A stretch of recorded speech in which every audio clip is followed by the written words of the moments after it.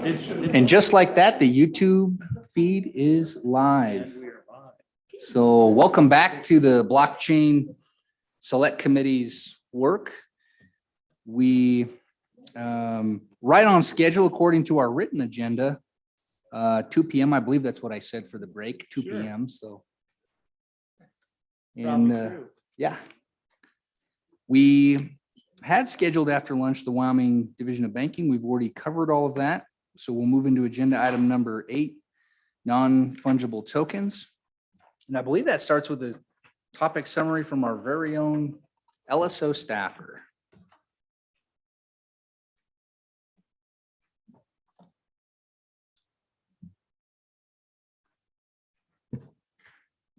Thank you very much, Mr. Chairman. My name is Clarissa Nord, and I'm an associate research analyst with the Legislative Service Office.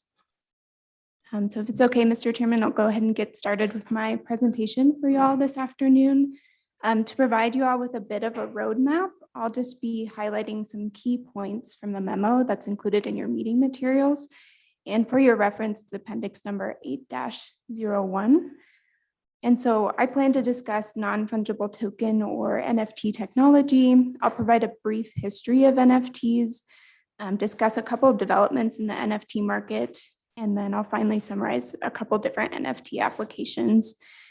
So as you all may be aware, NFTs have gained quite a bit of attention generally, both from mainstream media outlets and then crypto and financial media as well.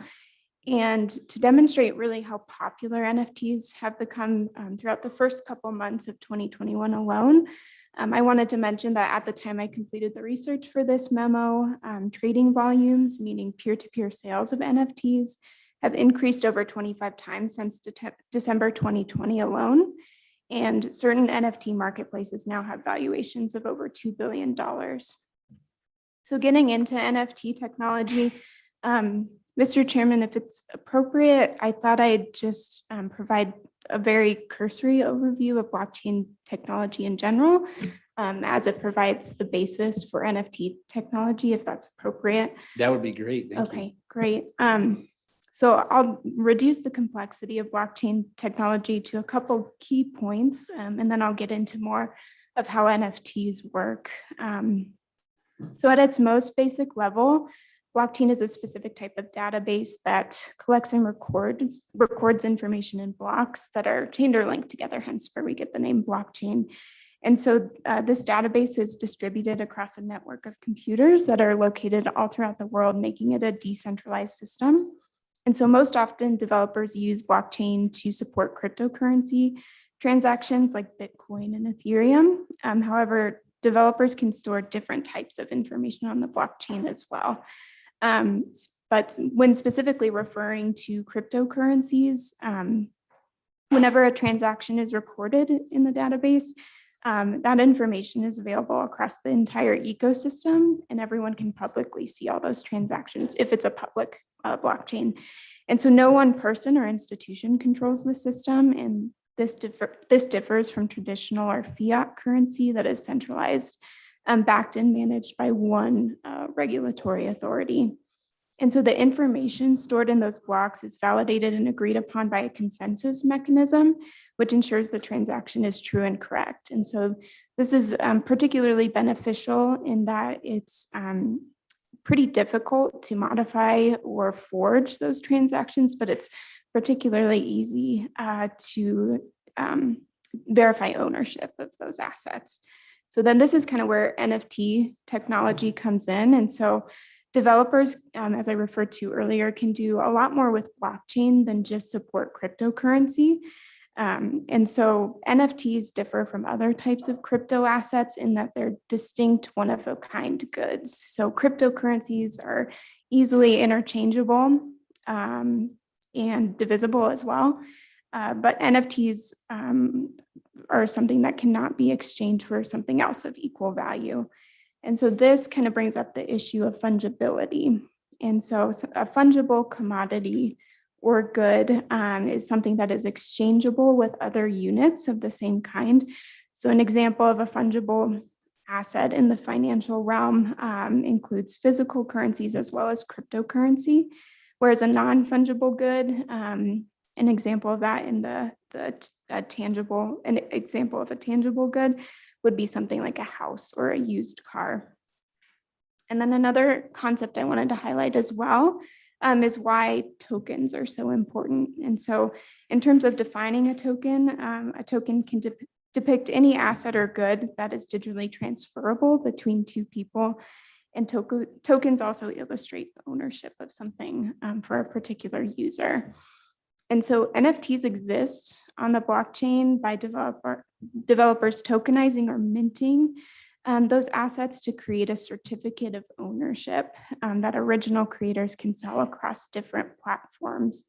And the Ethereum blockchain is the most popular network that enables this type of technology. But there's other blockchains that can support it as well. And in particular, these blockchains make these assets really quite valuable.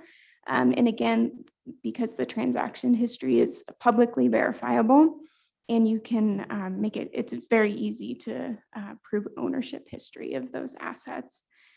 So NFTs can represent a wide range of assets, as we've seen in the first couple months of 2021. They can represent digital art, collectible sports cards, tweets, GIFs, things of that nature. But one important concept I really wanted to highlight from the memo is that for NFT ownership, when someone purchases that token or that asset, they purchase the code independently from the actual digital asset the creator linked to the token.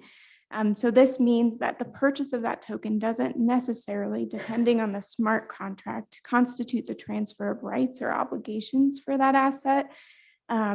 So for example, you could purchase an NFT and the only rights you have would be to view, use, or copy that token for your own personal non-commercial use. And then when you purchase an NFT as well, it doesn't restrict third parties from screenshotting, downloading, or viewing that digital asset. Really, the token just serves to show who owns that asset and where it came from. And so at this point, you may be wondering, why would you purchase an NFT if it doesn't restrict someone from viewing it or copying it?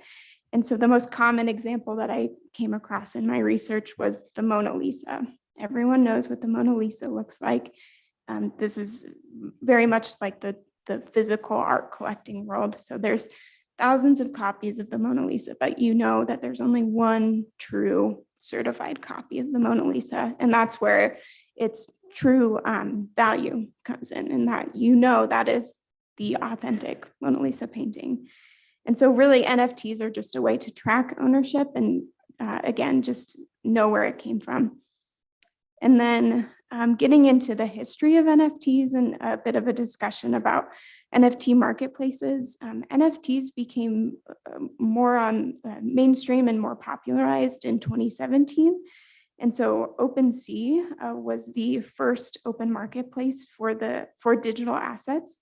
And it launched in 2017, and it's also currently the largest decentralized NFT marketplace. And then a couple use cases for NFTs, some of the first use cases. The first one is CryptoPunks. And so that project launched in June 2017. And it served the inspiration for one of the NFT standards that I referred to in the memo.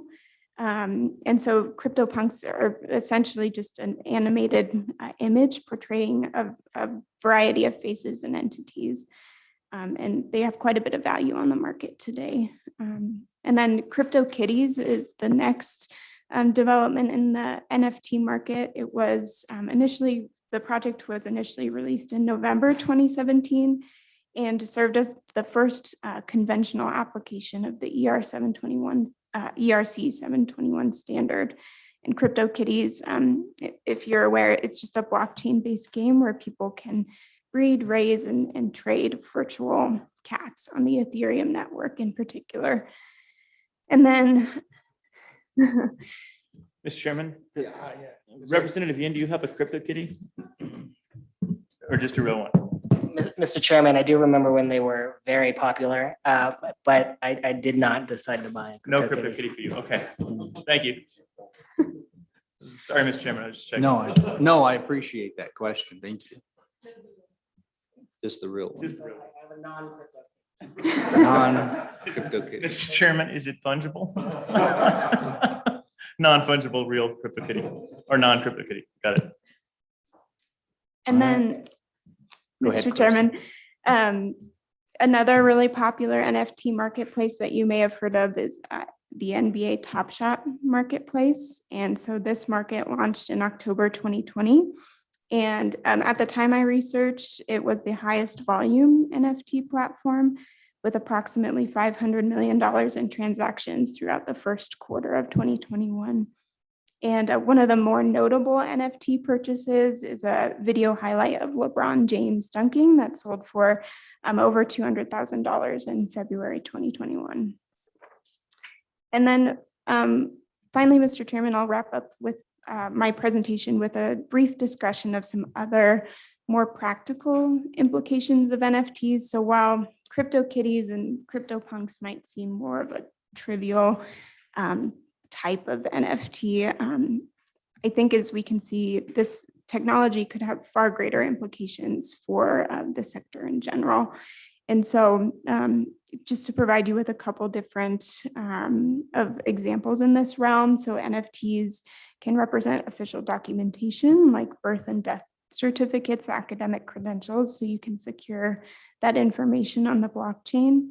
And then it's my understanding that one of the growing areas of tokenization is the representation of physical assets through NFTs. And I know folks this afternoon will be able to provide you with a lot more information about real estate tokenization in general, but that's certainly a growing area in this realm. And so altogether, I think developments in this area are just becoming ever more popular, and it'll be quite interesting to see where this technology goes. So, Mr. Chairman, that concludes my presentation, and I'm happy to stand for any questions.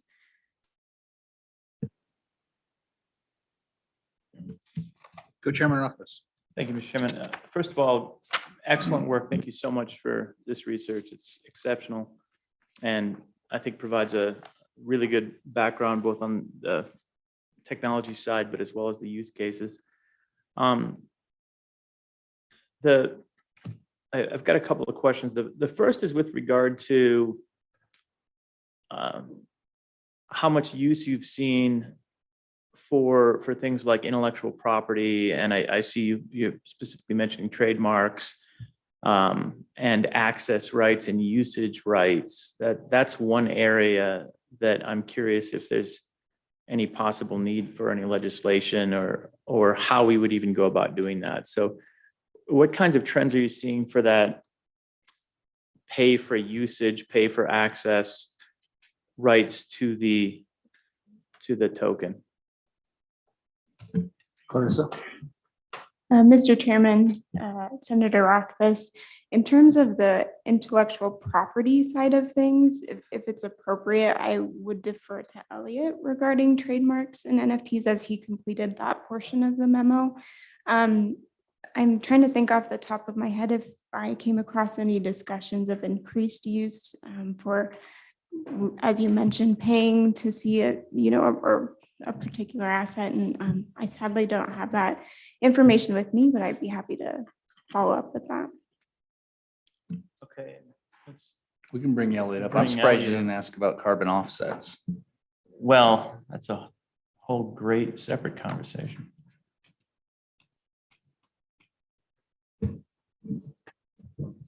Mr. Chairman, with respect to the idea of using, like, somehow combining intellectual property and NFTs, what I found is at least the fundamental nature of the NFT in that you can't. Okay, let me restart. I suppose like one of the primary benefits of intellectual property prevention or protection would be to prevent infringing uses of the underlying intellectual property, in this case, the NFT. And it seems almost incompatible with intellectual property law insofar as the NFT, like you don't own, like you cannot prevent an infringing use by virtue of your ownership. I would say the most compelling reason someone might want to like register their NFT with the state would be for like reasons of identification of assets during something like probate. But at least like preventing infringing uses doesn't seem like a particularly good use case for intellectual property law. Mr. Chairman, quick follow-up. Yeah. So to either of you getting at the usage rights, most of these NFTs that are publicly accessible NFTs, you can still watch the video and it gets to the Mona Lisa concept that Clarissa said. But if I wanted the NFT to serve as the vehicle for example, payment for viewership, something along those lines, would that still qualify as an NFT? Or does somehow having an underlying smart contract where the access requires some pay to play concepts kind of get outside of this space and then get into more complexity of a smart contract circumstance? And I don't know, maybe that's being done right now, but I think there was a reference, I was trying to find the specific spot about allowing for usage rights. And I think it was in Clarissa's portion. Elliot? Yeah, I would either defer to Clarissa on that point or perhaps one of the subject matter experts we have testifying later, because I'm not sufficiently familiar with the technology. Mr. Chairman. Clarissa? So with respect to smart contracts, some developers and creators have actually enabled in their smart contract to receive royalties every time that NFT is sold. So it depends on the smart contract, but that is certainly a portion of that contract that we've seen where the original creator can receive royalties every time it's sold throughout the blockchain. So. And Mr. Chairman, following up on that, so Solder, what about viewership? Imagine you create a nice video of your Cryptokitty arbitrarily, and that video you tokenize as an NFT and had a viewership right where every time you showed the video, you were required theoretically to pay for the viewership right. Is that something that either of you have seen moving forward? Again, restricting it might be a bit of a challenge, but certainly having like the tip jar concept available where every time that you watch this video, you're required to pay. I guess that would be similar to music rights right now, where I can have a copy of a song, a recording of a song that doesn't entitle me legally to play the song on the air, or even in front of a large crowd. Compliance is a bit of a challenge in that space, but you get to the point where you have a song that is tokenized, and every time it's listened to, there's a requirement to pay. There's the royalty that's listed. Have you seen any use cases where it was being addressed in that way instead of just the specific ownership? Mr. Chairman, in terms of the specific use case, and I'm not sure if this is quite what you're getting at, but I did come across a situation where a columnist, a journalist, created an NFT from their article that they had, and they sold that article as an NFT. So, I'm certainly not an expert in terms of viewership and whether you could receive compensation from that by just viewing something, but certainly, yes, you can read the article for free on their website, but they did tokenize it. And so that may be one use case, but a lot of these NFTs are sold through auction. So you value the NFT at a base price, and then from there, folks can auction and really bid on how much they believe that NFT is worth. So I don't know if you would have to create a separate kind of system to set up something like you're speaking about to view it. One more question on those lines. How does that relate, getting back to the article, for example? So I read an article. I technically at that point already have the copyright on the article. I can file for that copyright, but there's an implied copyright. And then I sell an NFT that represents that article. Is there any statutory legal at the federal level, or probably not at the state level, but at the federal level? What does that mean with the copyright? Who is the copyright what I'm transferring with that NFT? Am I assigning ownership or legal authority over the copyright to the NFC? Is there any clarity on any of this, or are we all just winging it? Mr. Chairman, my understanding is that you're not conferring any legal rights or any sort of copyright provisions to the owner of the NFT. Rather, you're just conferring the proof of ownership of that and that status, more or less, as being the owner of that article is what you're purchasing. And the article remains publicly accessible online, and that owner of the NFT has no ability to control other people's use of that article. Well, one more follow-up on that, but then who does at that point? If you're saying I haven't conveyed my copyright and I'm the writer of it, I've indicated through the NFC that I'm the owner of it. I sell ownership in some method, but that doesn't convey the copyright.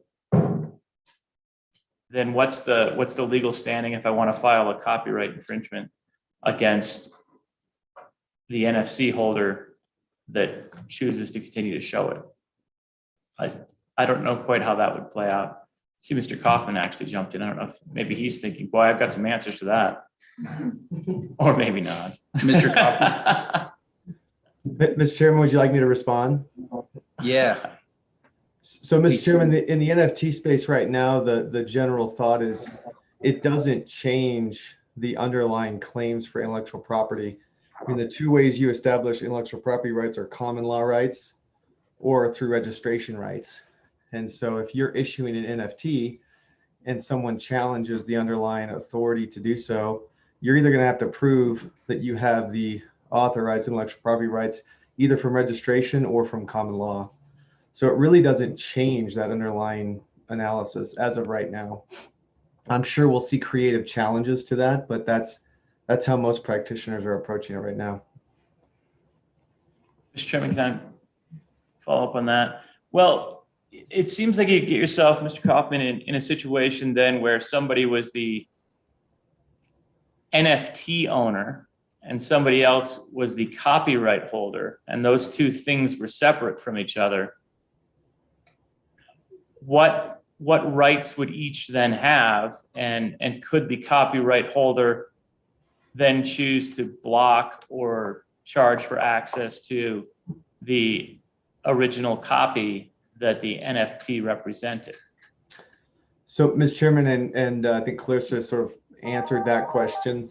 I apologize. That it depends on the smart contract protocol and what exactly is being issued. If it's just a license right, that might be one thing. If it's complete ownership, it might be something different. So it depends on the smart contract and what exactly is being granted. Yeah, I think that's right. It's going to come back. It's going to come down to how you contract for it. Yeah, it could be a complete. You could contract away the copyright. Yeah, it could be a complete ownership, but it might not. Sorry, Mr. Kaufman. The example I think of is the LeBron James dunk, because I assume the code is what was purchased, but the actual imagery is owned by the NBA still. And I doubt I'm sure there was a license as opposed to giving away the ownership of that imagery. But you could have contracted for it if the NBA was willing to give away their copyright for it in exchange for money. They just didn't. And I think for some of the NFTs, they may not necessarily have a copyright, which is what Mr. Kaufman's saying, because they may not have been placed into commerce or registered, right? Well, this is something we talked about a couple of years ago, which is we know that we could create an LLC, assign intellectual property. So let's say it is the copyright for a specific video that I made. And I assign it to the LLC. And then I can tokenize ownership of the LLC. So at that point, I've effectively tokenized ownership of the intellectual property of a video. Is the NFT anything more than effectively that, but without the corporate shell? So it's a contract, and the contract can contain anything, but it's basically a smart contract that may or may not be legally binding, depending on whether the state recognizes it, to a right to an asset. Is it anything beyond that? It seems like it is whatever the smart contract says it is. And then the question becomes, does the jurisdiction recognize the smart contract? Is that fair? Clarissa, Elliot, either of you? That seems like a fair assessment to me, Mr. Chairman, and perhaps Mr. Kaufman would have more insight into that. Mr. Kaufman? Yeah, Mr. Chairman, I think that that's more or less correct. Again, we're talking about the underlying digital asset versus, in your context, a security that represents ownership or partial ownership of that digital asset. But functionally, what you're getting at is the same thing. It's two different ways to hold ownership of that property.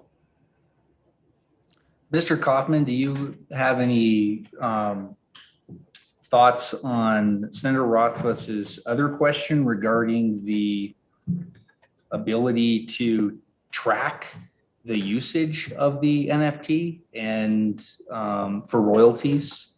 Does that happen? Seems like is that just a coding mechanism, but is that happening right now? Yeah, Mr. Chairman, it is happening. I'd be lying if I said I was real familiar with the technological ways that they're tracking that, but it is happening. Artists are releasing all types of copyrighted or registered copyrighted artwork, so that for that very purpose, so that they can trace through various platforms how many times it's shared or if it's sold. And they're licensing those outlets to sell it, so that every time a copy is made and sold, they can track it and verify it. That's different than some of these platforms where people are just creating digital art and there's no registration necessarily of a copyright, and they're just saying, "Hey, I'm the owner of this." That's what I was talking about earlier with more of a common law establishment of that IP right. They're just claiming, this is my artwork. I made 10 copies and I'm willing to sell on this platform 10 digital copies of this that I can verify are unique. So people are doing this in lots of different ways. I'm not sure if that answered your question, but yes, they are doing that to verify usage to some extent. Mr. Kaufman, is there a benefit to registering the NFT with a state entity like a copyright? Or I guess the authenticity of it just simply exists on the blockchain. That's how we identify it. So maybe we wouldn't need a centralized point of registration. Yeah, so that's a great question, and not one that I've thought a lot about, Mr. Chairman. But right now, of course, we don't have a way to register state copyrights, or we register state trademarks for what that's worth. But otherwise, there's only the U.S. Patent and Trademark Office that issues, those registration rights that come with those whatever type of intellectual property is. So, yeah, I'm not sure that any states are taking measures to do that. Not that I'm aware of, anyways. Representative Stitt, so patient. Thank you. Mr. Chairman, maybe a question for Elliot or Clarissa. So as far as copyright law goes, federal copyright law preempts state law. So there's really nothing that the state legislature can do that will affect copyright law one way or the other. With trademarks, however, it's different. And you can have state registration of trademarks, and that makes some sense, right? To me, it seems like it might be appropriate to have some state law statutory framework about NFTs to allow them to be registered as trademarks, because you can imagine if you paid $69 million for the Beeple's 5,000 days, you might, if you had a chain of shoe stores selling sneakers, you might want to make that image part of what your shoe store is known for. That when people see that picture, they think, that's Clark's shoe store, right? That there's a secondary meaning aspect to the trademark. So my question, I guess, is, does it make sense for us to think about having a specific bill or statute that would allow for the registration of NFTs? Elliot. Mr. Chairman, Representative Sith, yeah, I think that's perfectly reasonable legislative prerogative for the committee to have. I think it does have the benefits which you just alluded to. I suppose I would be like, I guess I question like its value in terms of like infringement protection, because it seems like you'd need to have the trademark. Like, and admittedly wading into waters, which I'm not entirely like certain about. It seems to me like I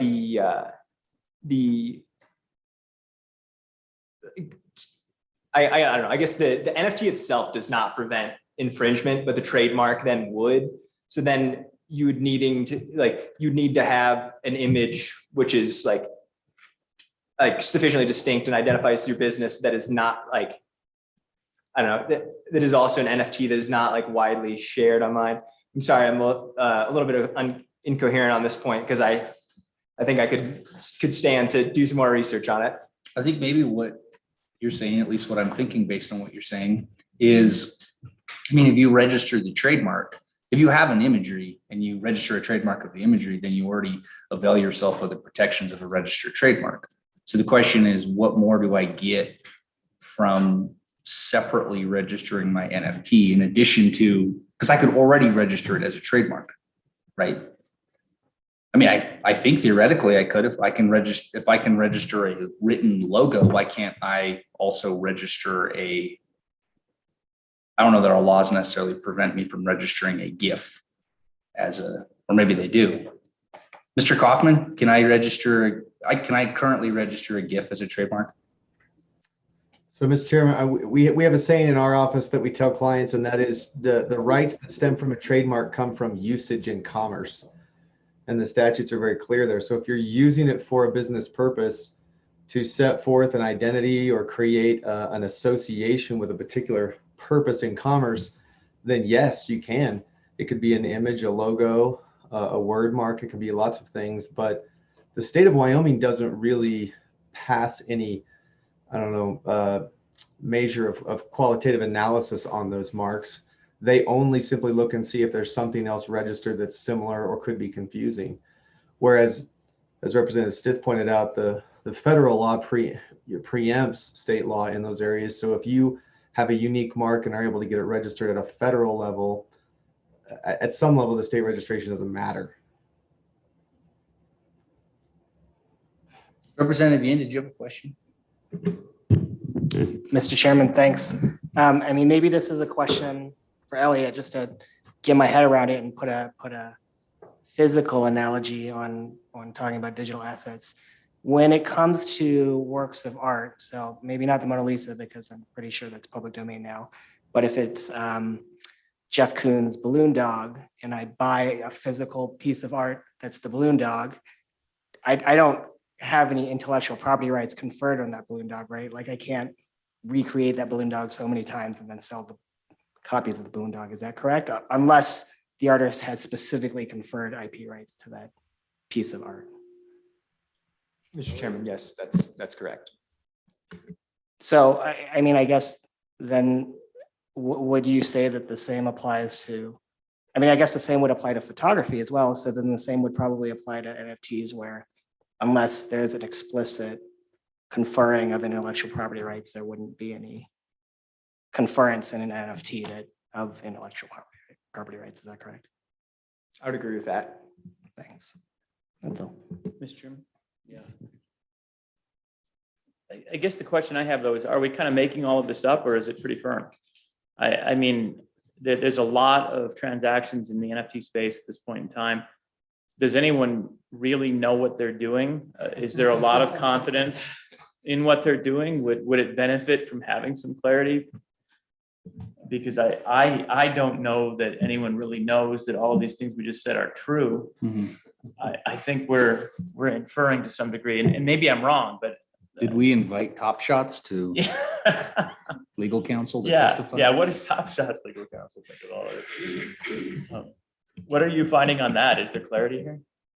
Yeah, Mr. Chairman, I think you're certainly correct in that this is a very much uncharted legal area, and the extent to which you're conferring rights with different NFT purchases is certainly uncertain.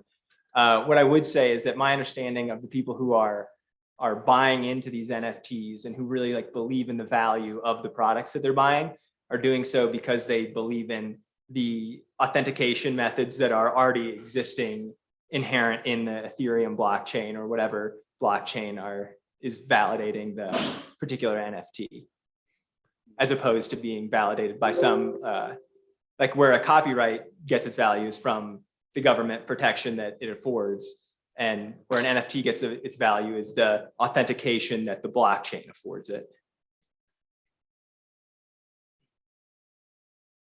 Okay. So there's no other question. Mr. Chairman, the next question I had was really on did you find any gaps in this space where it could really benefit from state statute and clarity? And I'd ask both of you that. I'd ask Mr. Kaufman also if he's seen that, or really anyone else. Is there a place where there is no clear answer that people have been running into with regard to whether it's ownership, recognition, registration, timeliness, any of those things? Mr. Chairman, my impression of the space is that there is not much, like there haven't been many calls for legislative action in particular area. My impression is that it's just such a nascent technology, and the use cases have kind of yet to be fleshed out. There haven't been many major controversies about ownership of particular things. So I haven't, at least in my preliminary research here, haven't identified any particular legislative areas where action would be imminently needed. Mr. Chairman, just to add to that, I think maybe one area or gap that I observed that kind of came up recently would be the tax and implications of NFTs. And that was kind of one area where folks were questioning what that might look like. And so if that would be of interest to the committee, we could certainly do some follow-up research and specifically focus on how NFTs might be taxed and that kind of thing. So. Yeah, what's the preliminary speculation there? So a fundamental question is, what is an NFT statutorily, right? We've got our digital asset classifications. Seems like it probably falls into the all others category that comes into play. Is that where we think it is, or do we think is there any reason why it's a consumer token? This isn't consumable theoretically, although perhaps it could be. Do we even have a bright line on that, or would we just have to work through the characteristics of the token? Mr. Chairman, As long as I was going to raise this exact issue because I don't know where it fits within our UCC. And I have not heard anyone questioning the legal status of these yet, but I think every remark that's been made so far about why is accurate. It's so nascent. There aren't disputes over ownership yet. And no one's trying to pledge it as collateral for a loan. So just no one's even crossed these normal questions that you get to when an asset class matures a little bit. But Christie's auction house is involved with this now, right? So we're getting to the point where that's going to happen. So it probably is something that maybe we come back at one of our future meetings and figure out how to either amend our UCC, or, as I was thinking this very same question of Lena thought you were thinking, the Uniform Law Commission proposed new Article 12 defines controllable electronic record, and this is a controllable electronic record. So this might actually be, it might be a reason to move in that direction. By the way, just in real time, the state of Texas early adopted the Uniform Law Commission's Article 12 proposal. It just got passed today. really, They went ahead and early adopted it. Yeah. Wow. So maybe that's something we take up later this year and try to determine whether we need to, in the first place, try to define legally what this is. But I've got to imagine if people are putting up this much money, that they're going to want to be able to pledge it as collateral for a loan, just like they pledge art as collateral for a loan at some point. Good point.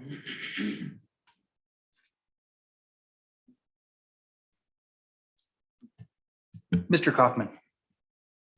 Yeah, thank you, Mr. Chairman. I was just gonna add to everybody that's spoken. It's just my personal opinion at this point in time, based on what we've seen, that trying to carve out a particular intellectual property right at a state level is probably not a good move. I think there's just too much unknown in this space, and as Caitlin just said, folks are relying on those intellectual property rights as they're traditionally developed already in terms of how they're dealing with those NFTs.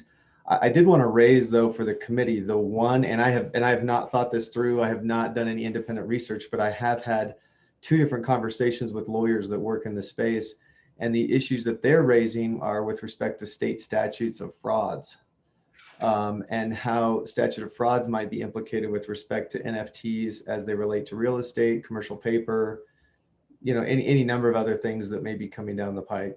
And so that in my mind could be something worth looking at. But again, that's not a fully baked idea. It's just something that I've witnessed and observed other attorneys wrestling with. Mr. Chairman? Yeah. Getting back to Mr. Kaufman's point about intellectual property, if the token is tokenized intellectual property, then it seems like you're treating it in one respect, but we know that NFTs can be a lot of other things. And this, I think, harkens back to another conversation we had where is it relevant what the underlying asset is that the token represents if it's a non-fungible token? And would it be reasonable for the underlying asset to effectively be the property class? Or would that not be reasonable? Is it the fact that we now have it as a tokenized something going to change what type of asset it is, what property class it's going to be? I mean, would it be fair to generalize in that circumstance that, well, it can always just be whatever the underlying asset is that is being tokenized? I don't know if anyone has any thoughts on that, Mr. Kaufman or. Mr. Chairman, I guess my only response to that would be, I think in many respects, we've already witnessed that conversation at the SEC level with respect to tokens and what the underlying right is that goes with that token, because on some level, it doesn't matter if it's real estate or art or equity in a company. If that token is repackaged and sold to the public as an investment, that's a regulated security. It doesn't really matter if it's a hard paper contract right that you're conversing with, or if it's an electronic NFT form that you're working with. There still could be a security interest there. If it's not a security, if it's truly being sold as a collectible, as a unique item, which is what we've seen largely in the NFT space. It's, again, I think so far the market has sort of determined that the burden is going to be on the issuer of that token to be able to prove their ownership of the intellectual property. But to me, that's still yet a distinct set of issues from what we're about to talk about. And that is, what if that NFT represents just simply a digital proof that we would otherwise rely on a hard recorded document to evidence ownership of, like real estate or something like that. And that's very new, and nobody has really solved that or really even talked about that comprehensively, but people are trying to start figuring that out.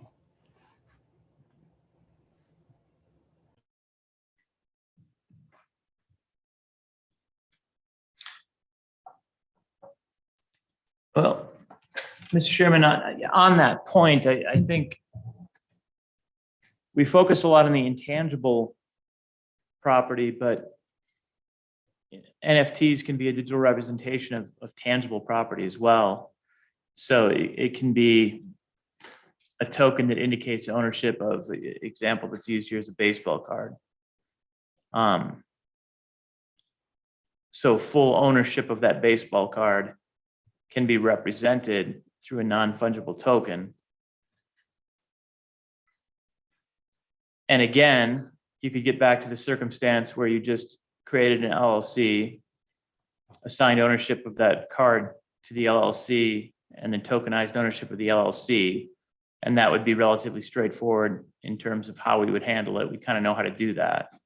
But the direct ownership through a token of a baseball card where that token is indicative of the ownership and maybe even partial ownership rights, does that necessarily become a security because the baseball card can go up in value or down in value or has investment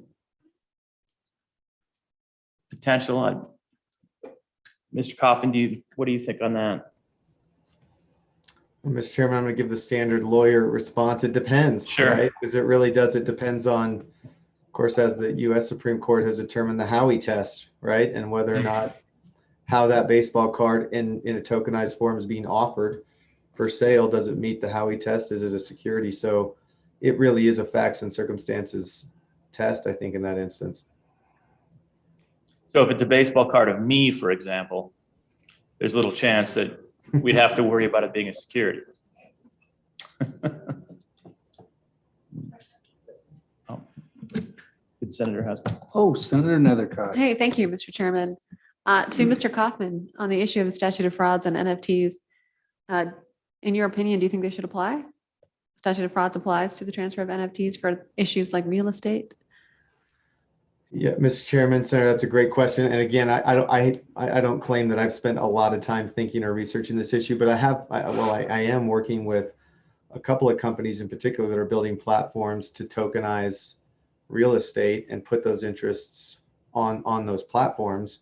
And the question has come up and is being worked on by a lot of folks of, does that token issuance, as it pertains to the underlying title right, does that comply with the statute of frauds? And I mean, right now, I think a lot of people are wrestling with that and wrestling with ways through private contract to make sure that they shore that up.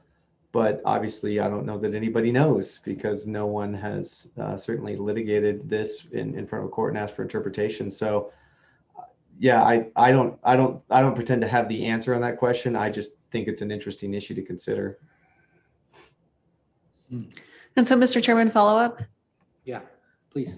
Kind of, I think in the interest of understanding where this conversation should go, if Mr. Kaufman can speak to some of the policy behind the purpose of the statute of frauds, and then perhaps the policy rationale behind the statute of frauds and its application to NFTs. Do we have a primer on the statute of frauds? A primer, please, Mr. Kaufman. So Mr. Primer. Chairman, the Primer. statute of frauds, real quickly, most every state has a statute of frauds. Wyoming does as well. Generally, what the statute of frauds says is if it's a contract relating to the conveyance of real property or a contract that can't be completed within 1 year, it has to be in writing. And so, and that's just, I think it's in our code of civil procedure is actually where the statute of fraud sits. And so the question is, for example, in the conveyance of property, if you're truly conveying an underlying property right through some sort of a token, a digital token, does that satisfy the in writing requirement of the statute of frauds? And similarly, when it comes to certain things like commercial paper or financial rights that could be put into a token form, that same question has come up: is there a concern? Does the code, does the smart contract suffice and meet the requirement of being in writing for purposes of statute of frauds, or is there some other way that contractual relationship needs to be, at least memorialized, or does it not work? So again, I have no answers to those questions. I'm just aware that those questions are being asked by a lot of folks. Mr. Chairman, follow up. Senator Nethercott. Thank you, Mr. Kaufman. You have outlined the issue perfectly. But when we go back and we look at what the policy behind the statute of frauds is, and we even look to the title, I think we as lawyers throw the term out, statute of frauds, quickly and easily understanding what it means that certain types of transactions must be in writing. One of those being real estate transactions. And that's it, right? I mean, that's kind of where our analysis stops because we forgot Law School 101 probably, which goes to the purpose of why do we need a statute of frauds, which is to prevent fraud, right? So consumer protection related issues associated with these types of transactions is why we have a statute of frauds for important transactions. So understanding that history and that policy associated with the need to protect consumers or people involved in private transactions, how does that relate now to modern NFTs, if at all? So I think that's the question for the committee to grapple with, is understanding what consumer protection policies we should be thinking about as it relates to the English common law of the statute of frauds from Queen Anne's day to today's NFTs. So that's the question, I think. Representative Stiff. Well, Mr. Chairman, perhaps I'm getting ahead of the discussion, but it seems to me that we've raised enough questions that it makes sense for the committee to look into establishing a regulatory framework for NFTs, because what people in their commercial transactions want is certainty of transactions. They want to know, if I do this deal, what am I getting? What am I selling? What am I getting? So I think for the reasons stated before, we've raised at least 3 issues, I think, that would make it worthy of us looking into to perhaps establish a statutory framework. And if we did so successfully, then perhaps we give an edge to our own local auction houses when they're auctioning off NFTs. Wyoming would be a good place to do it because you know what you're getting.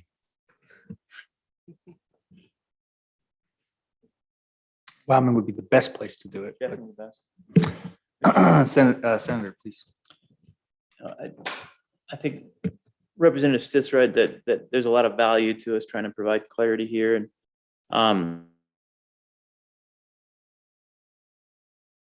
some of the things we discussed and exploring the statute of frauds with what could be done today. We've implemented obviously a lot of electronic transaction related statutes. We've added blockchain transactions as being legitimate. And I guess what I would ask at this point, because it sounded like maybe there still is some uncertainty, is what could you do at this point in time if I had a real property transaction, was purchasing land? How much of that could be electronic versus what would have to be paper? Would I have to have ink signatures on that paper? Where are we really at with the truth on the ground of what you could accomplish on real property transaction electronically or by blockchain? I'd ask any of our attorneys on what they'd feel comfortable with if they were executing that. And I know Mr. Kaufman's working on it, it sounds like, and so maybe he has some insight to start with. Mr. Chairman, the lawyer response is none of the lawyers are comfortable with any of this. we're flying fast and low, I think, on a lot of this stuff, but the market seems to have some comfort with the rights that come with these, with these tokens and the platforms that can administer those rights. But yeah, I wish I had better answers for that question. But absolutely, I think I'm definitely aware of a lot of folks, like I said, that are trying to shore up these legal questions with just a separate contractual arrangement. So they are relying on the underlying technology to work, but it doesn't mean they're not still entering into written contractual agreements to try to, backstop it to some extent. That being said, as we're seeing in the decentralized exchange world, I mean, people are just transacting and relying on the execution of these platforms to fully and completely settle the transactions without any writing or any documentation whatsoever. So it's an interesting landscape. Well, what would that rely on, Mr. Kaufman, as far as statutorily, if we were to have a real property transaction that took place fully through a smart contract on the blockchain? And what we're hearing is that it needs to be a contract in writing. How how would they be saying, well, we're comfortable with that? Even with Wyoming statute, I'm not sure we're achieving that at this point in time. So, Mr. Chairman, I'm getting out of my depth now because this isn't an area I practice in a lot, but I think, like, for example, Wyoming, when it comes to real property, we're a race notice state, right? So the policy of the law is the first one to record that interest with the valid, authorizing government entity. You put the world on notice that you've got that property right. We need some way for that writing to be recordable and noticeable to every other participant in the system. Does that necessarily have to be a physical piece of paper? Probably not. But we at least need a mechanism so that people have the ability to be put on notice right through that. And that's a big problem in this space right now, is how do you sufficiently record a transaction like that? How do you produce written evidence of it so that it could be recorded? That's why, to my knowledge, a lot of the companies that are doing this right now have their own closed loops. They're their own platform, and you allow people to come in, sign up with an account on that platform, and then you're buying and selling and trading interest within that platform. But that's separate and apart from the government entity that is responsible for the recording of those rights. So, yeah, I wish I had better answers for that. I'm at this point, I feel like I'm just raising questions and issues, but I'm just wanting to share some of the things that I'm seeing right now that people are working on. Cyrus has a question. Representative Wester. Thank you, Mr. Chairman. I think sticking with the example of physical land, I view a smart contract, even though it's comprised of code and it's certainly different from the traditional paper contract, but it's no less functionally the exact same. But for it to be fully executed and settled by all the parties, there would have to be all the other folks, the stakeholders involved in transaction who buy in as well. So if we think about all the steps we go through right now to buy a piece of if Chris owns a piece of commercial land and I want to buy it from him, I have to have the title insurance company, I have to have the clerk and recorder and all these other agents that I have to involve in the process. So they would have to be fully on board with the smart contract as well for a truly settled transaction, correct? Well, you don't. If you want to buy a piece of commercial land from Chris, you just need a piece of paper that legally describes his commercial property, and he as the grantor signs it, and I as the notary notarize his signature, and then you take it down to the county clerk and you record it, and transaction's done. So really, I think Mr. Kaufman hit the nail on the head, at least from my perspective. It's the government entity. The clerk is equipped to receive a physical piece of paper called a deed and stamp it or put a sticker on it that says recorded, put it in a book and a page and digitize it even. But no clerk in Wyoming is equipped to receive a tokenization of a part or all of that real estate. So in a large scale transaction, yeah, you're going to use those other entities you may use lawyers, you may use title companies. They're going to have to have the same ability to receive, transfer, etc. But I think at the end of the day, it's really the first step. The biggest impediment is the government entity who has to receive the tokenized real property. So, Mr. Chairman, if that's the case, would a smart contract essentially replace the function of something like title insurance? The whole point is to guarantee the title, that there is free and clear marketable title on the asset, at least with this instance of real estate. So would a smart contract replace that component being satisfactory to a government entity? Probably. It would probably replace Senator Nethercott reviewing the deed to ensure that the legal description was accurate. You tell me I can save money? No. Mr. Chairman, so,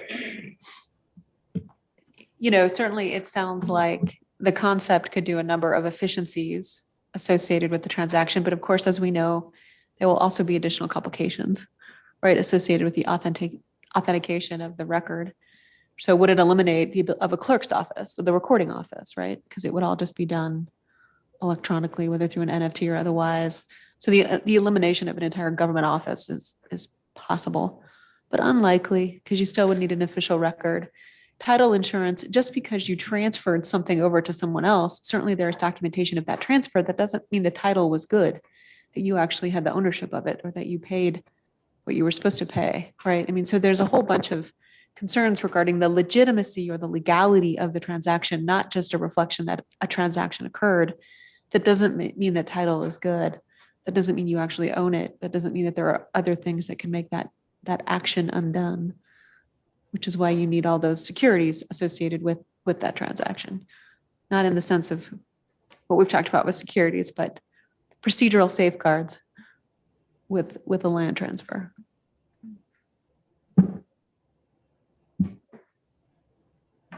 Joel, Thank you, Mr. Chairman. you haven't talked since we've been back from lunch. What's your post-lunch thought?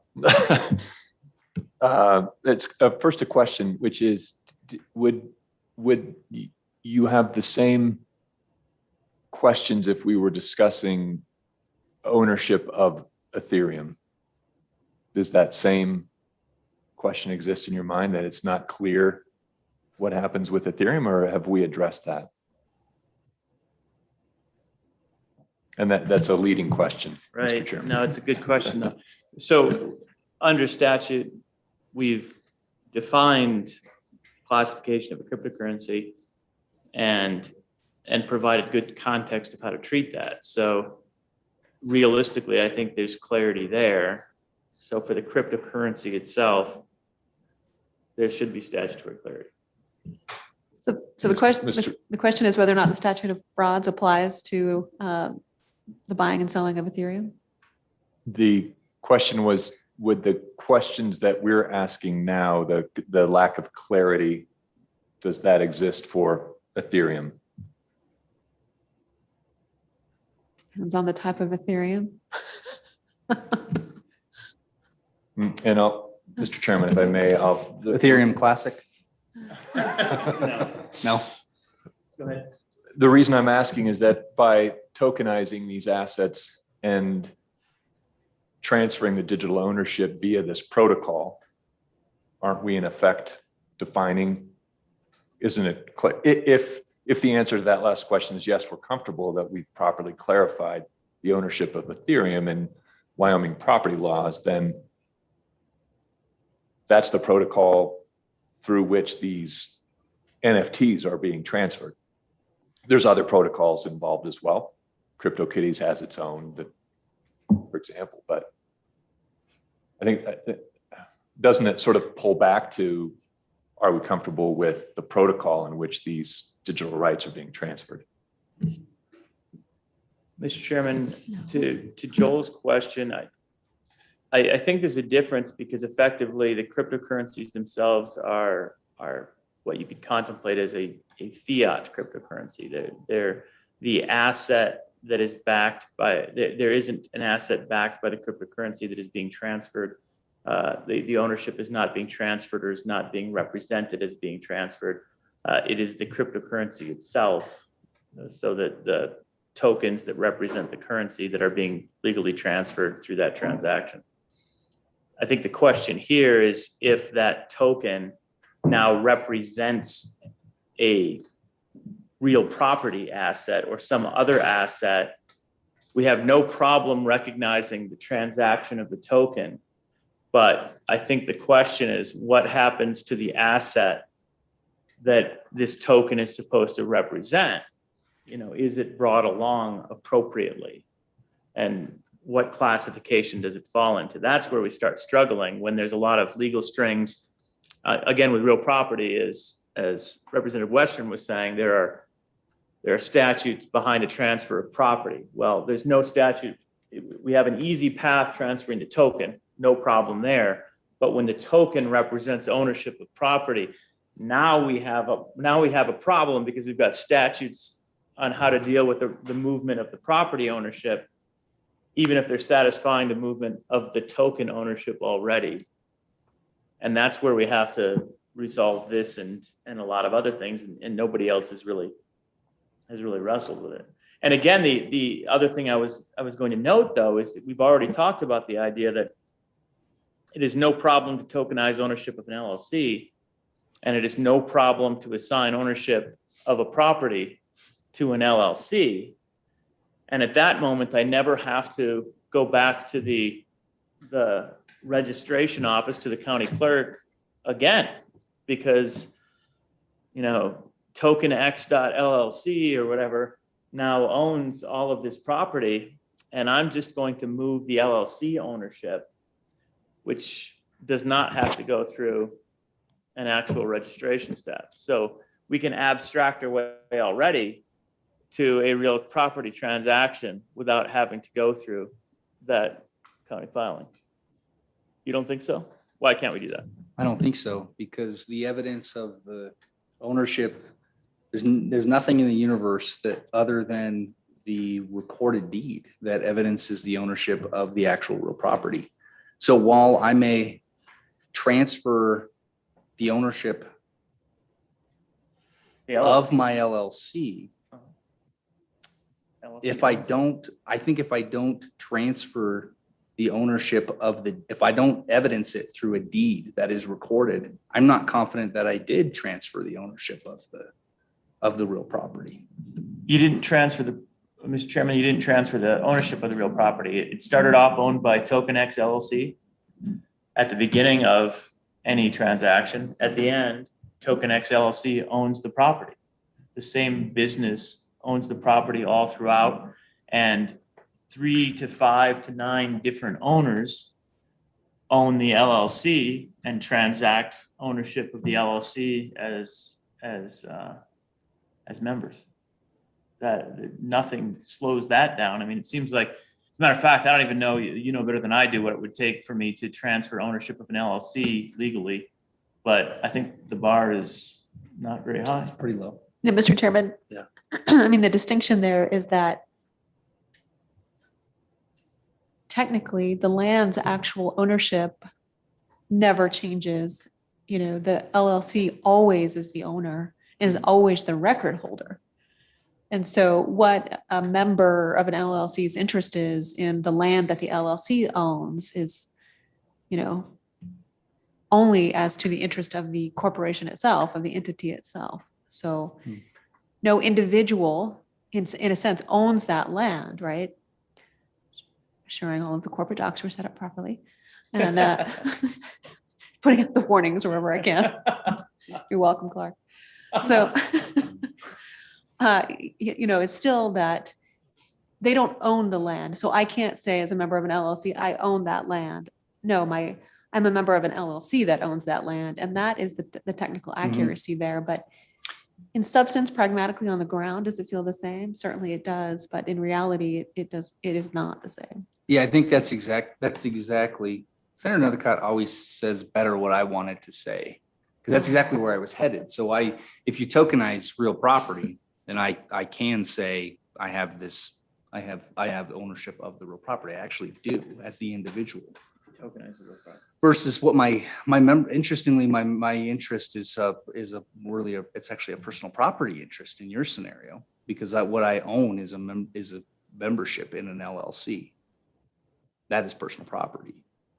I don't own real property. The company is the one that owns the real property. So yes, in a roundabout way, I can accomplish maybe the goal that I want to, I suppose, but, and I suppose I could still accomplish that goal if the future goal is to be able to quickly sell off that real property, make it extremely transferable, very easy to transfer. And then all I've got to do is transfer these LLC interests, which, like you said, I can do very easily with a slick change with an assignment document.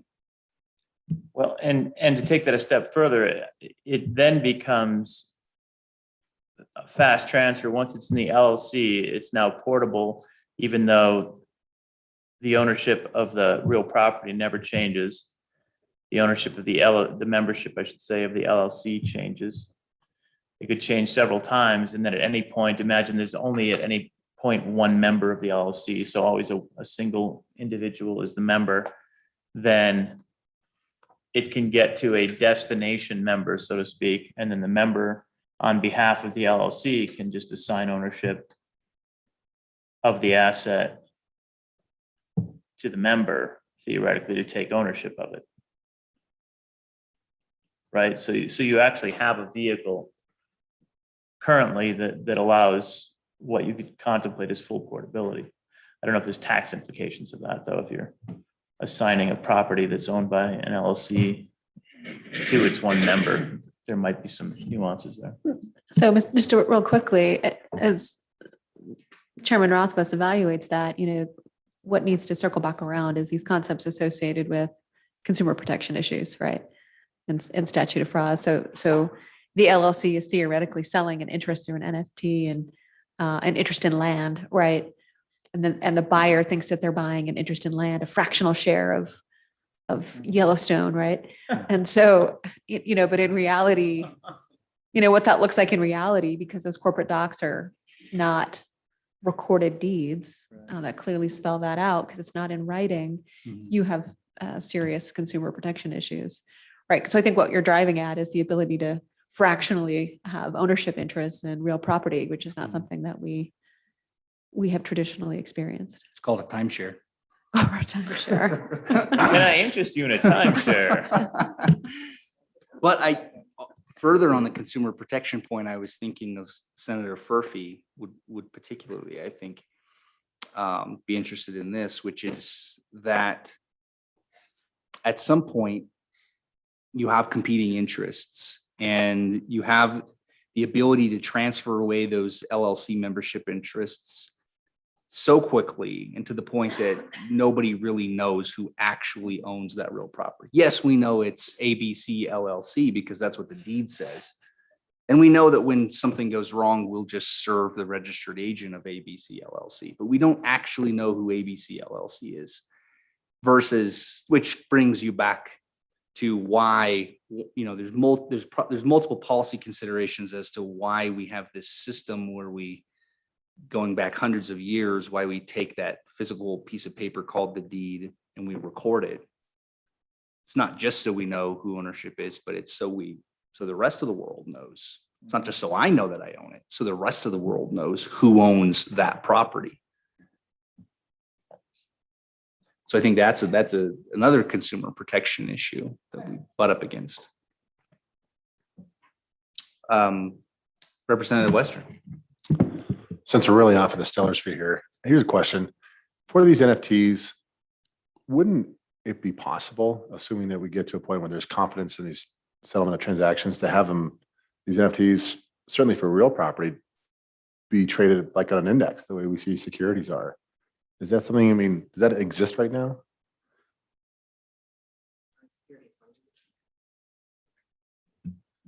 I feel like Mr. Yes. Kaufman's shaking his head no. Yeah, where's? Mr. Chairman, I think that's the holy grail, to be perfectly honest, of what everybody is trying to solve in the industry right now, because people recognize the liquidity premium that would come with tokenized shares of real estate that could be freely tradable. But that invokes securities issues. It invokes state law issues of recording property. There's many layers that people are trying to solve. So that's why I said people are doing that now. Their solution is to build a private closed system that you meet all the investor qualifications. You're an accredited investor. You can join the platform. Then the platform will hold the real estate and you create an exchange within that platform where people can exchange those interests. That's the industry solution right now. But what you're describing is what I think a lot of people are trying to solve. But to my knowledge, no one has solved that yet. Mr. Chairman. Because I'm glad someone put some context to it, because that would be the answer to the most illiquid asset class we have, real estate, right?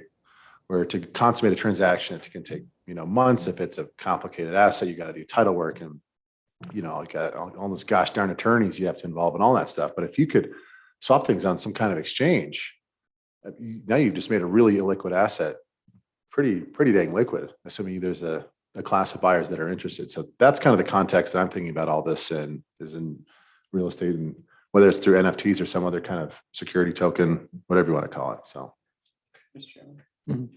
Senator Office. And I think we're gonna have some more conversation on the real estate side, but I had a conversation about creating tokenized real property and making it liquid and getting to the point where it's easily exchanged and you can have portional ownership. And really you can, to some degree, probably even do that right now if you set up the right structures as we talked about. But one of the points that came up was, do we really want this future? And here's the scenario. It's easier. So that seems like it's a good idea. But once you create something that looks like a tradable security, whether we're calling it a security or not, but it's something that's on a market, then you end up with a situation where all of the land in Wyoming is suddenly owned by unknown entities that are using it as investment material, not as a steward, not as a responsible citizen of the state, but it just becomes a commodity, right? It's some unknown number of pork bellies on a market someplace, as opposed to that pig right in my farm or whatever the case may be.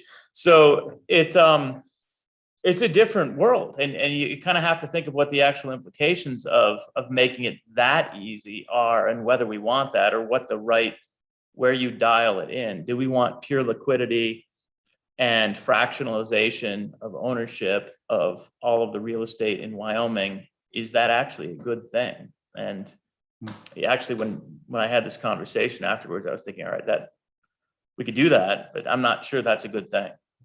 Yeah, it's fundamentally a big policy question. Yeah. I mean, who here doesn't have in their community blighted commercial property that is owned by someone in California? Absolutely, and They you're don't never care. going to see They them. never see it. Never They going don't to show up. They don't care. Can't contact They're not them. invested in the community. Yeah. Exactly.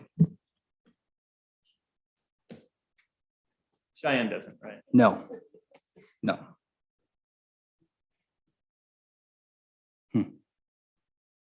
Representative Stith. Okay, Mr. Chairman, Yeah. I'll take the bait. Please. Well, I think we should contrast what that world would look like to our current world. Our current world is that in Wyoming, membership in a limited liability company is not something that has to be publicly disclosed. So right now, you don't necessarily know who the beneficial owners of an LLC are. And so right now, for any given piece of real estate owned by a limited liability company, you may not know and have no real way of finding out who the beneficial owners actually are. So that's where we are already. That's the In current what- state of the law, for better or worse. Sort of.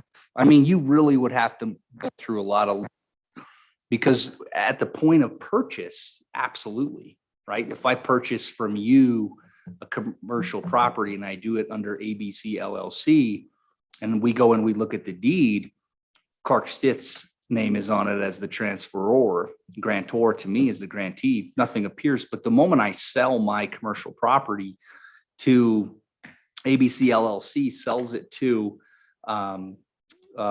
Rothfuss, I have to sign the deed as the grantor. Jared Olson is going to appear if I'm the owner of the LLC, unless I've got layers and layers and layers, right? Fundamentally, I mean, you completely eliminate that with this transfer of LLC interests that you're just selling off all over the world. Mr. Chairman, currently the person who signs the deed for an LLC just has to be authorized by the LLC to sign the document. The person signing the deed doesn't need to be a member of the LLC. Okay, It can be anybody as long as they have the authority to bind the corporation or the Right. liability company. okay, that's true. I could make Cyrus Western the manager of my LLC because I want his name to, I just make him that, pay him $1 because I want his name to appear on the deed instead of my own.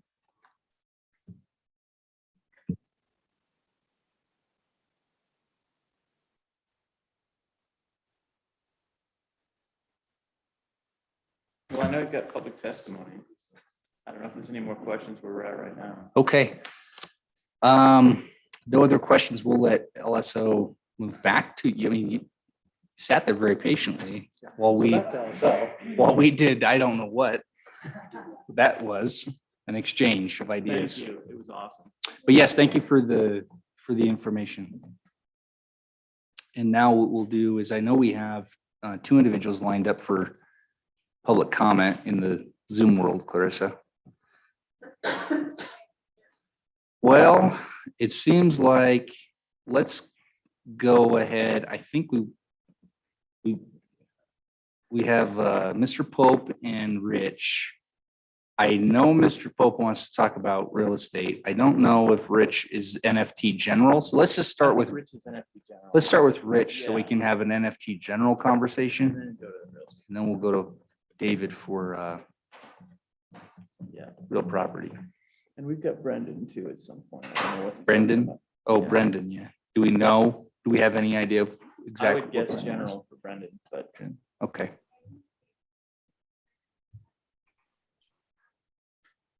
Real estate. Okay. Shall I- Rich, shall I welcome. start? Mr. You Chairman. told and me, select committee, Rich, you told me you would be in Jackson. Yeah, I'm sorry about that. But you guys sold out the place.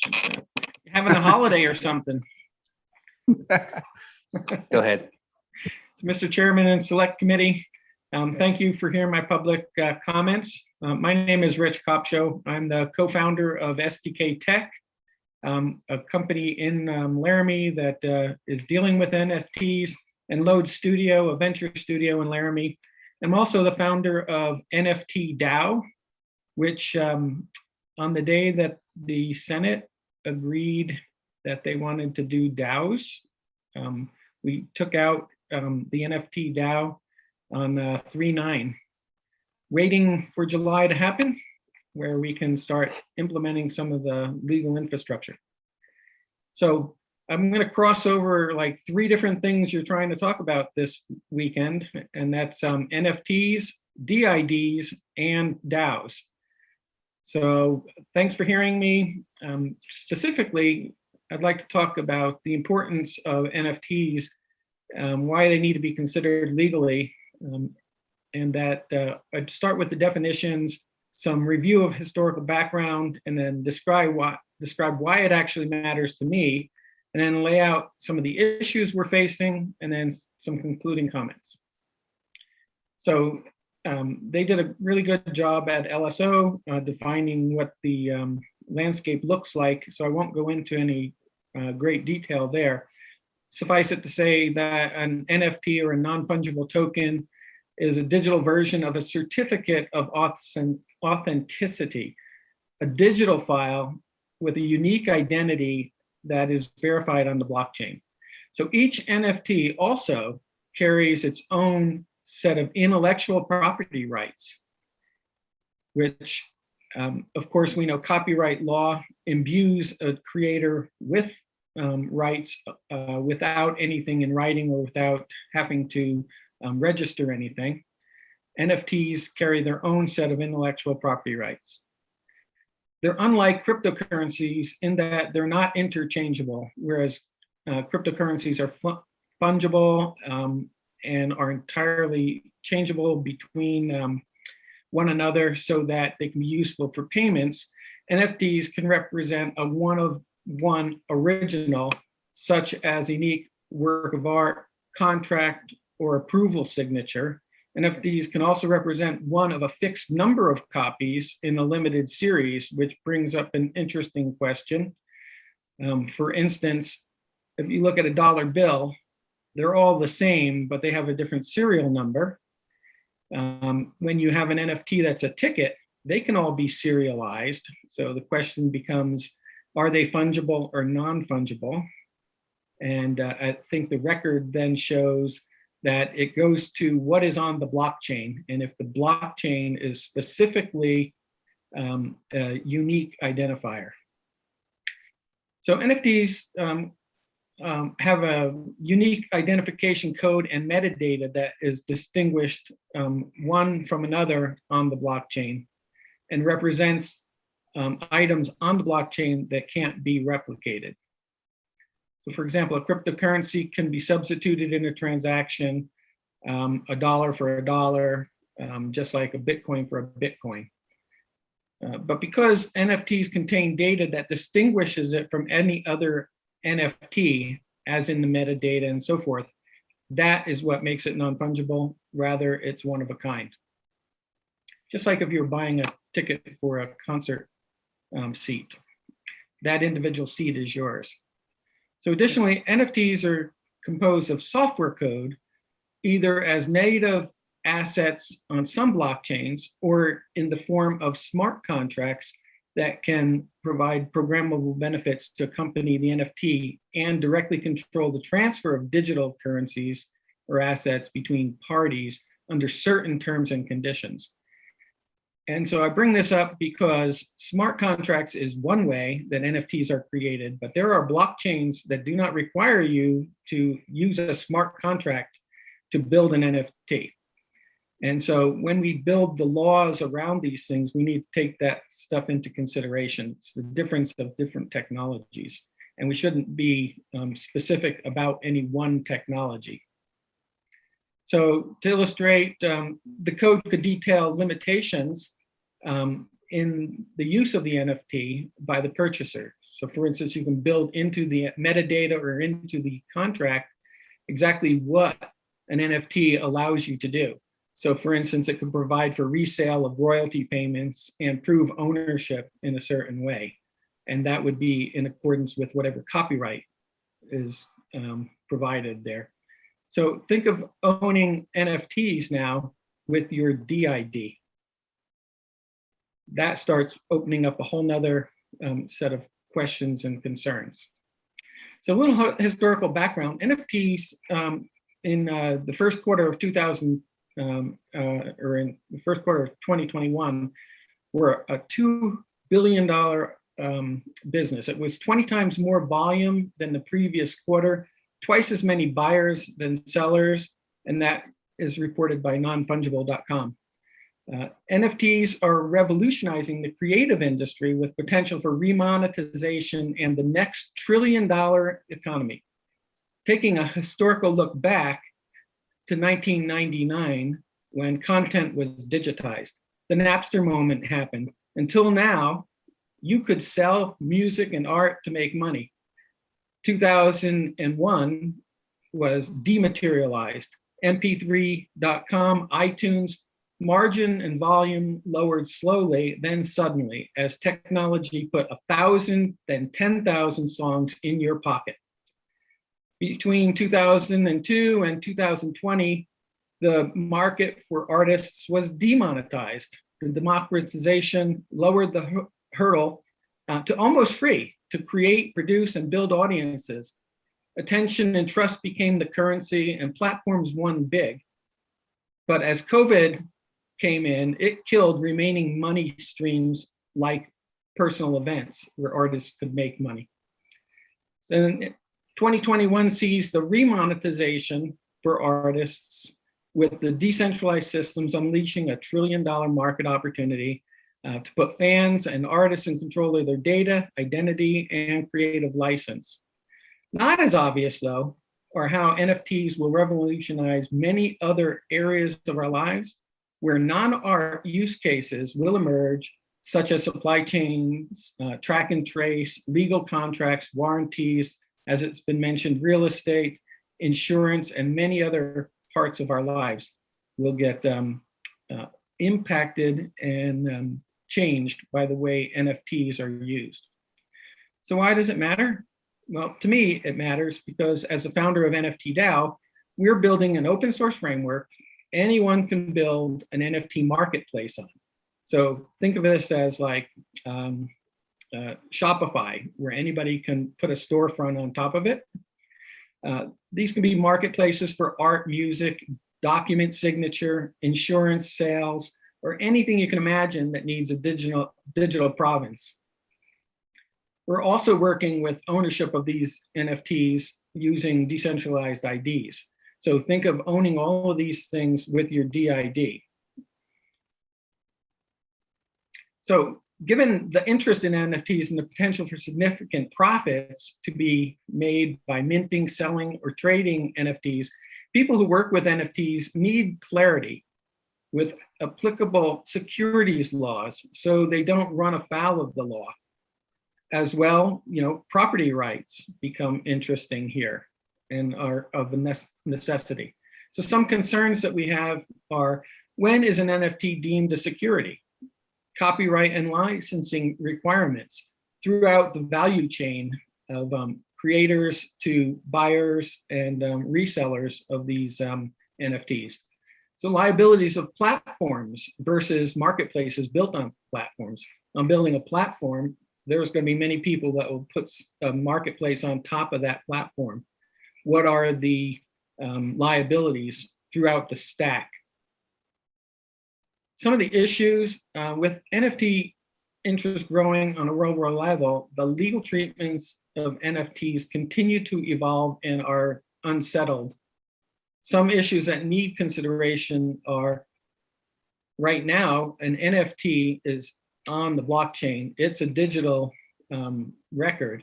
However, it usually is tied to some other kind of asset.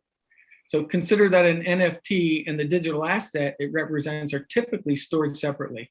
The NFT is typically stored on a blockchain and typically contains information on where the digital asset is located with a link.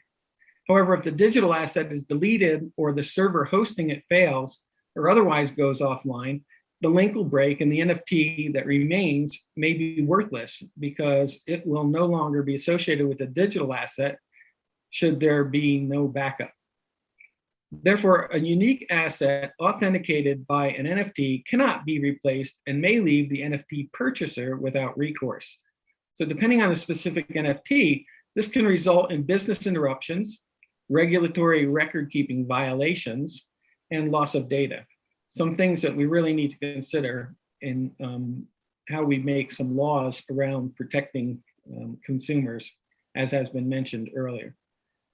So how are royalties handled? That part of the discussion came up. One benefit of programmable NFT code is the ability to provide royalties, where contracts written in the NFT code allow funds to be distributed for the payment of royalties to the creator each time the work is resold. So if I'm an artist and I create something, I can bake in to the contract a 10% residual payment anytime that piece of art gets sold. However, these automated resale royalty payments might not occur unless the NFT is resold through the same platform.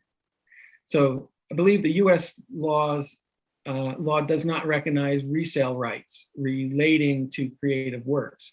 So the current law provides no recourse for unpaid resale royalties in the US, as it does in approximately 70 other jurisdictions, including the UK and the EU.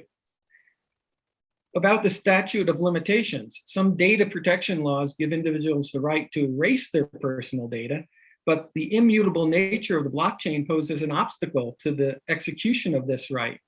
So data protection laws also sometimes provide individuals the right to rectify inaccuracies in their personal data.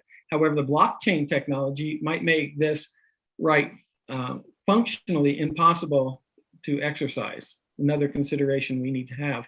So the possibility exists that some NFTs that contain personal information might violate data protection laws. When you think about intellectual property rights, people of all backgrounds are participating in the NFT market right now. And typically it's around art, as culture usually is the thing that starts these kinds of revolutions, right? If you think of Haight-Ashbury and Cultural Revolution and Haight-Ashbury in the 60s, that drove the creation of Silicon Valley. So many are not familiar with their legal restrictions related to copyright, which leads to potential infringement liabilities. So for example, an NFT purchaser might assume that he purchased the underlying art that is associated with the NFT. However, in reality, the original creator is the copyright owner by US copyright law at any rate, because it's imbued with the creator, and you do not necessarily have to register for that.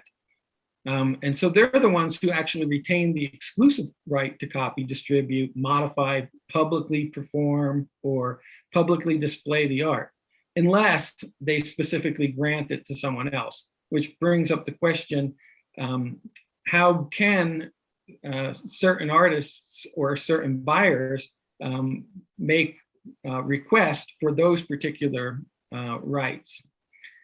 Alternatively, the purchaser of the NFT typically only receives the token and the right to use the copyrighted art associated with the NFT for personal use.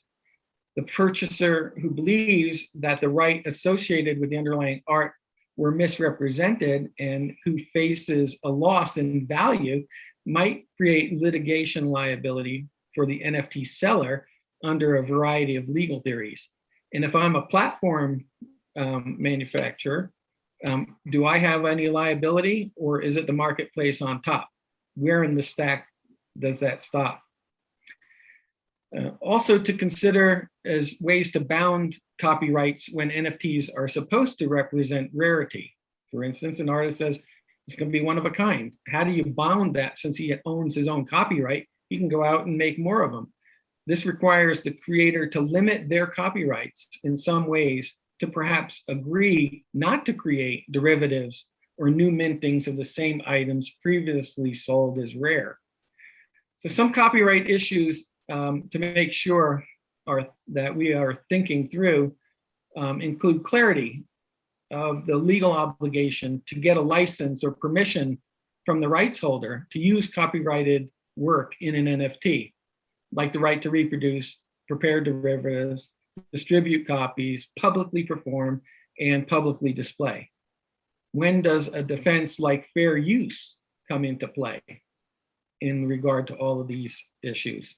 So fair use, we know, kind of assumes that you have the fair use to use it, but that could be in contention with other copyright.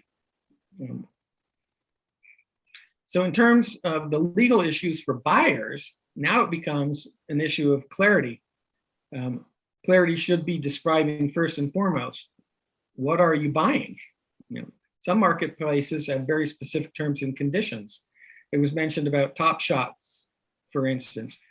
They include prohibitions of commercial use of an NFT that you purchase on their platform. But other platforms are purported to allow you to purchase the underlying copyright when you purchase the NFT. Then there are issues of securities. Whether a particular NFT is deemed to be a security or not will depend on the purpose of it for which it was created, right? For how and for how it was marketed to buyers. And we all know, the Securities Act of 1933, and it talks about things like shares of common or preferred stocks that would be typical in an investment. But under the Howey theory, if an instrument or digital asset falls under the definition of a security, a complex and costly regulatory regime is required now, will apply to the creation and sale of such securities. So something that most people would rather avoid if possible, especially in the NFT market. So things like, is there an investment of money? Is there an expectation of profit? Is there investment of money in a common enterprise? Are profits coming from the efforts of third parties? Are all things that we need to consider around NFTs. And so that would help us determine whether they're securities or not. Some of these NFTs actually can become securities in their own right, but that needs to be very clear in our legal definitions. So the interesting part of that is, while the Howey court used the money aspect, later cases expanded this concept to cover any asset or thing of value and not just cash. So NFTs without a clear definition here are at risk. Regulators have stated one of the primary factors that will determine whether an NFT is a security is the purpose it is being created and sold for. So if the NFT relates to an already existing asset, like a photograph or a piece of digital art, and is marketed as a collectible with a public assurance of authenticity on the blockchain, it is unlikely that it as an NFT would be deemed a security. However, if the NFT is being created and sold as a way for members of the public to earn investment returns, then that type of NFT will more likely be considered a security. And so we just need to be really clear on a lot of these things in whatever laws or statutes we come up with. So it's not just creators of NFTs that have to be concerned with whether an NFT is a security. Those who operate NFT marketplaces like myself and exchanges also have to carefully consider this issue, because if an NFT exchange is making a market in an NFT that is deemed to be a security, the NFT exchange platform could be deemed to be an illegally operating as an unregistered securities exchange and subject to sanctions by the SEC. So security regulators have consistently stated that such a conclusion depends on the specific nature of the token, as Mr. Kaufman had mentioned, and the representations and marketing efforts of the issuer. So accordingly, it is critical that crypto issuers and related businesses, as well as investors and other market participants, are aware of and consider the securities law requirements that may apply to these activities in order to avoid costly regulatory surprises. Where tokens are non-fungible and interchangeable, and each token has unique characteristics that result in the purchaser exercising their personal preferences to value the token as a mode of entertainment or as a collectible item, there may be an inference that the value of the token is based on the unique characteristics and not on the efforts of others. Therefore, there may not be a common enterprise necessary for an investment contract. So it's very, very real that tokens can grow in value, NFTs can grow in value and still not be considered securities. In such circumstances, an objective future market value of the token is primarily based on market forces and not on the continued development of a business by the issuer.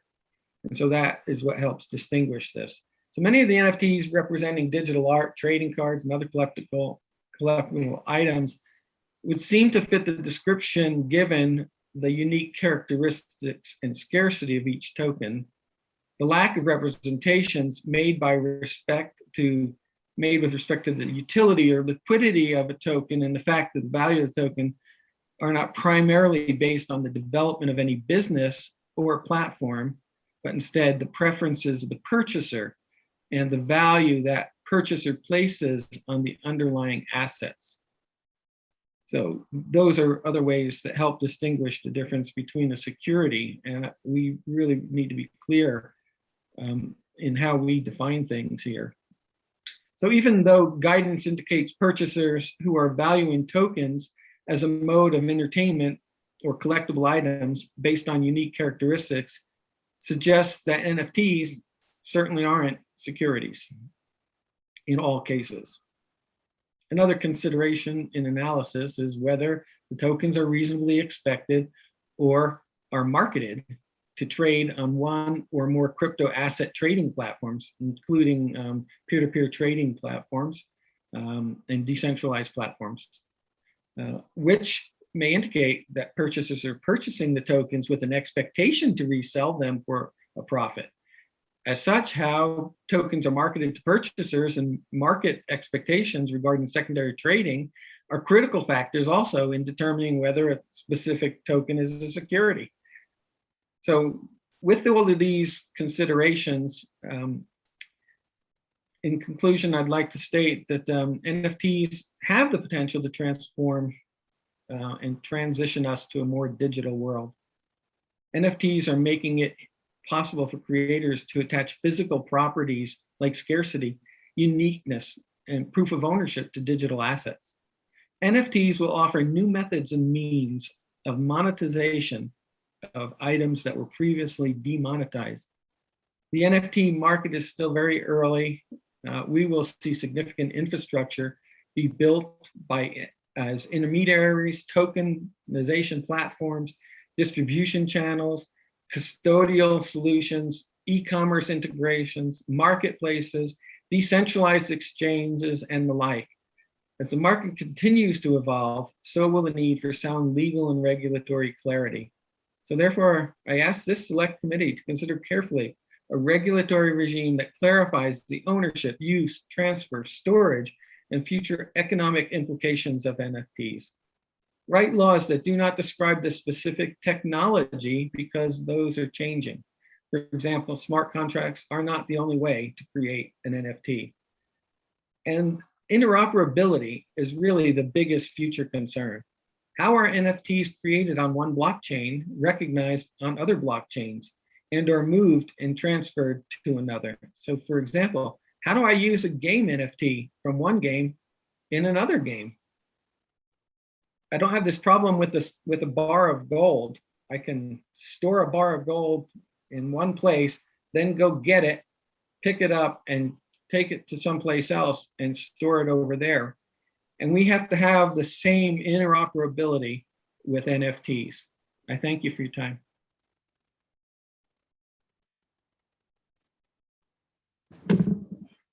Representative Stith. Mr. Chairman, thank you so much for that presentation. I do have a last question on the last thing you said about interoperability. Is that just a technical feature that people will have to create, or is that something that a state legislature can have any influence over at all? Rich? That's a good question. Interoperability is really the holy grail of how all of these digital currencies and fungible and non-fungible will work in the future. And so consideration needs to be given for what that looks like. And when, for instance, it's been mentioned about the Ethereum blockchain. Right now, the Ethereum blockchain is probably where most of the NFT activity has been, but there's also Flow and a bunch of other new ones that are out there. And you can't move your NFT from one place to another. So really, when you're thinking about property rights, does that mean that they're siloed in one particular blockchain, or should they be transferable across blockchains? Because what the world will see is that eventually all of the blockchains will be able to share and transition their tokens back and forth.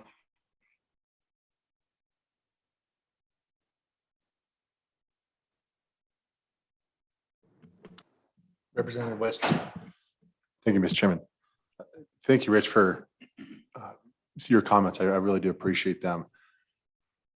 Just in your personal opinion, do you think that NFTs should be, that a holder should be able to kind of impignate, if you will, the NFT for loans or for other types of assets?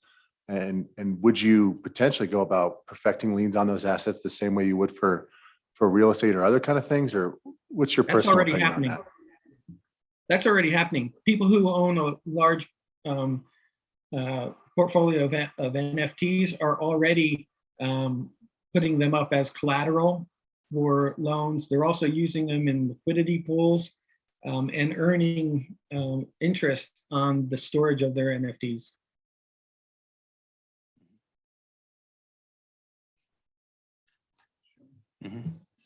Senator Rothfuss. Thanks, Mr. Chairman. Rich, you mentioned a lot of kind of concepts and areas where we wanted some clarity in place, but I think we're struggling to understand what specific clarity we should start with and where industry is struggling because there aren't any clear lines or divisions. Obviously, securities, if we could resolve and clarify security law, boy, we'd tackle that. But regrettably, that's not in our scope, even though we've tried and we've done a pretty bang up job of it with some of the open blockchain token work. But what kinds of things can we do in Wyoming to provide bright lines to the NFT industry that would be helpful to you and your colleagues? Yeah, Rich, short of nullification of. Right. Let's try to pull up short of that. Yes. it really comes down to property rights issues. Being very clear on property rights, and then also being very clear on what things are securities versus non-securities, right? If we're clear there and we set a pace, then I think that's a really good start. And because it then comes down to all of the copyright stuff. You're not going to change the U.S. copyright laws, and copyright is, as the lawyers know, is imbued in the creator upon creation. I don't have to go register for a copyright. I'm better off if I do because I've documented it. But if I write a note, I own the copyright to that. If I draw a picture, I own the copyright to that. So making it really clear what people need to do in terms of transferring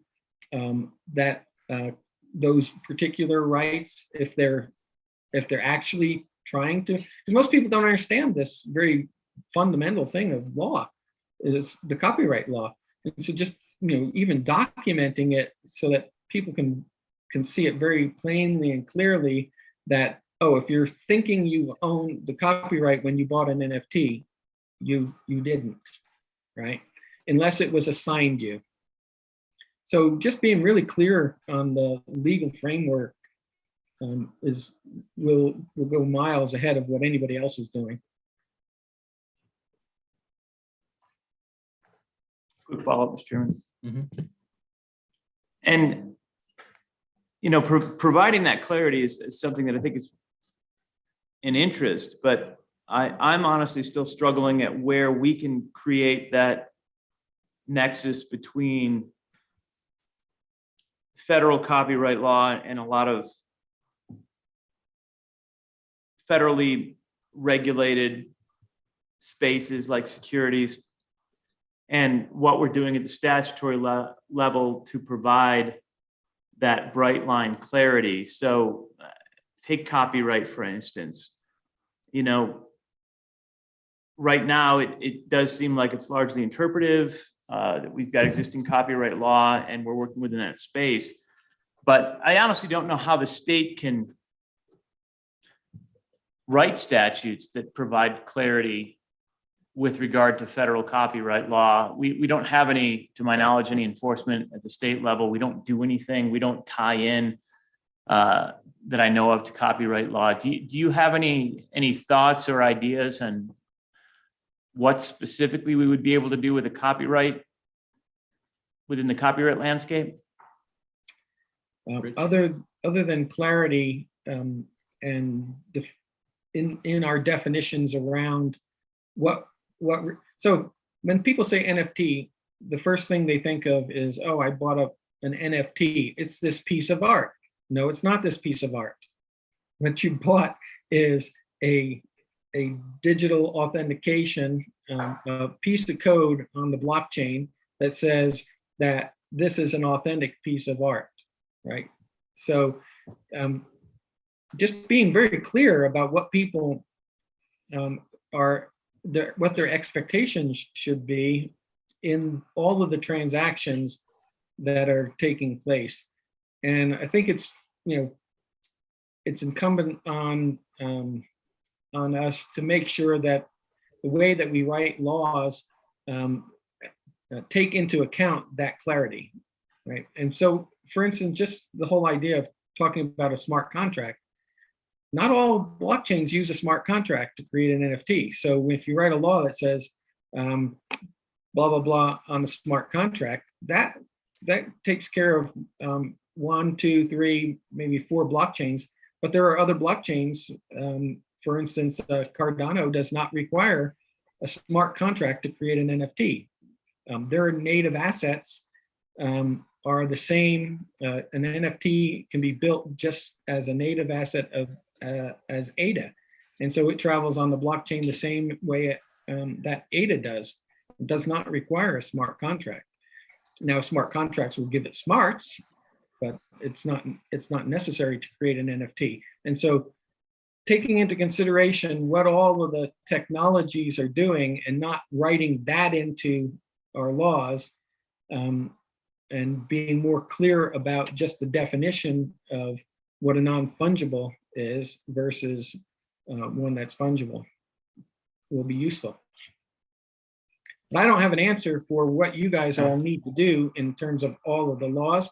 All I'm presenting is, from my experience, what the market is doing and what concerns the market has. Mr. Chairman. Senator Ruffles. Well, what about with regard to trademark where the state has some trademark authority? Have you given any thought to what we could do with our state trademark authority, although that's pretty limited in scope? Rich. Yes, I'm not 100% sure how the state trademark interacts with the federal trademark. Now, I have registered a bunch of trademarks, but I've never done it at the state level. So I'm not sure even how your state trademark works right now. Okay. Didn't even, thanks. yeah. Committee? Additional questions? Good for now. All right. Thanks, Rich. We appreciate it. Yeah, thanks. Yep. Thanks for having me. Appreciate it. Hopefully it was useful. It was. Let's go to Mr. Pope.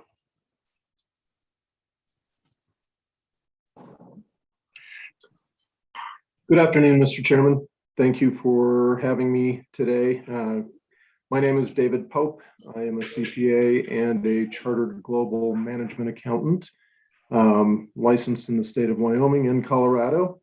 And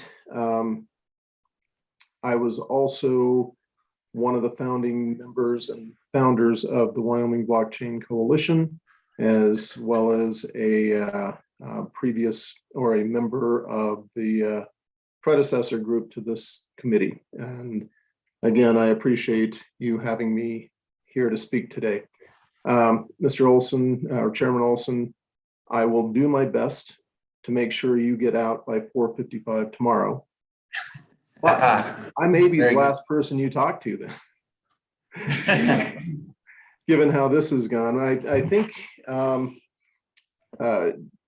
you spent about 2 hours setting everything up for me and going through a lot of the issues that I had planned on discussing, especially in the real estate side. So I appreciate that. But what I truly believe in this, and what my goal is to look at what we can see as what the future is, and chart a course to that. Ms. Long, to paraphrase something that Ms. Long has said in a number of discussions, public discussions she's had about blockchain, the law is always chasing the technology. And what our goal from the beginning with both the coalition and the initial task force was to keep the law up to date and help it to stay concurrent with the technology, and actually then also pave the way for the technology. In my case, with the real estate example, I am actively working with a company right now that is attempting to do exactly what we're talking about, tokenize real estate. But when you look to the future, I think I outlined it in the past 2 years that I've brought this issue to the committee, or first to the task force and now to the committee. In my case, the end goal is to have that freedom of transfer that Representative Western was speaking about earlier on. I believe that what that does is it opens up the investment opportunity, opens up the purchase of real estate to far larger number of people than have the ability to buy real estate right now. And effectively, at this point, all of the costs associated with it, plus the cost of the asset itself, bars a tremendous number of people from being able to invest in real estate. So I believe that freedom of transfer, that ability to fractionalize through tokenization, will be a benefit to a huge number of people. That is where that's where I'm headed. And right now, in a lot of ways, I have the ability to do what we're talking about through Wyoming statutory trusts that are designed around the real estate investment trust concept. But what I don't have is the ability to truly tether that token to the property or to a deed. And if we're looking at a future where there will be tokenization of property, depends on how quickly we can get there, or how it depends on whether Wyoming wants to pave the way. It will happen. It's happening right now. It's happening it's beginning to happen in other countries. It's beginning to happen privately, as Mr. Kaufman explained, through closed loops. And it is beginning to take hold and move forward. The question is, are we going to go along with it? And are we going to pave the way? So if you've got that as the holy grail, which is that free transfer of property down the road, how do we get there? I don't think we're going to come up with some sort of grand unification theory today or for this session. But what are some of the small steps that we can take now in order to move the ball forward, so to speak? And I've wrestled with this a lot. What can we do? But it seems to me a couple of really great ideas have come out of this meeting so far. Number one, the statute of frauds is huge. Can we do anything to make sure that the transactions through the tokens are that they comply with the statute of frauds? What can we do there? How can we just inch that ball forward a little bit? The other thing is, can we provide a legal way for a token to be a holder of real estate? I guess it's Enrolled Act 49, which was House Bill 185. A couple of years ago, you allowed the tokenization of stock certificates. I think that's brilliant. The language in that, which on page 2 of that statute says, at a minimum, each share certificate shall state on its face name of the person to whom, or in the case of a certificate token, the data address to which the token was issued. Can that be adapted for real estate title, or a warranty deed, or a quitclaim deed? One of the issues brought up is, how do you trace that? How do you know who the owner is at that point? Well, in another area, the banking commission earlier on is they're tasked with making sure that AML is satisfied, and KYC is satisfied within the banks, and they are requiring a blockchain analysis or tracing tool like Chainalysis that can be used to trace title at any time, or trace who the network signatures have, where the tokens, what network signatures those tokens have transferred to. All of these issues will be resolved and are currently being resolved through through some of the tools that are being developed right now for analysis.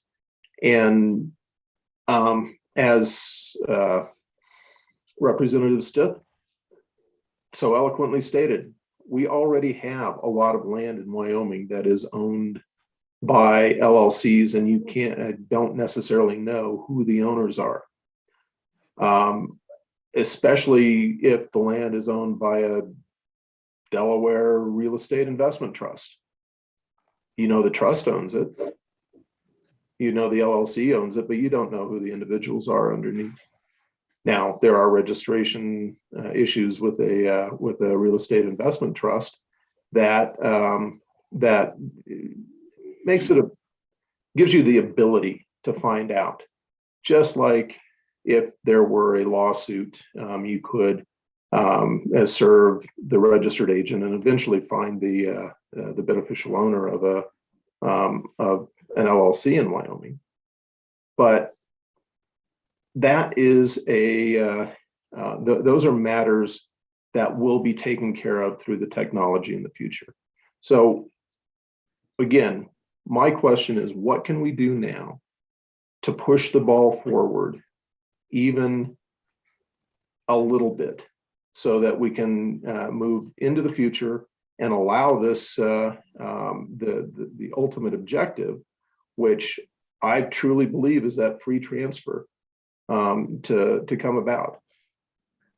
Mainly because it opens that investment, that ownership up to so many more people that don't have that ability right now.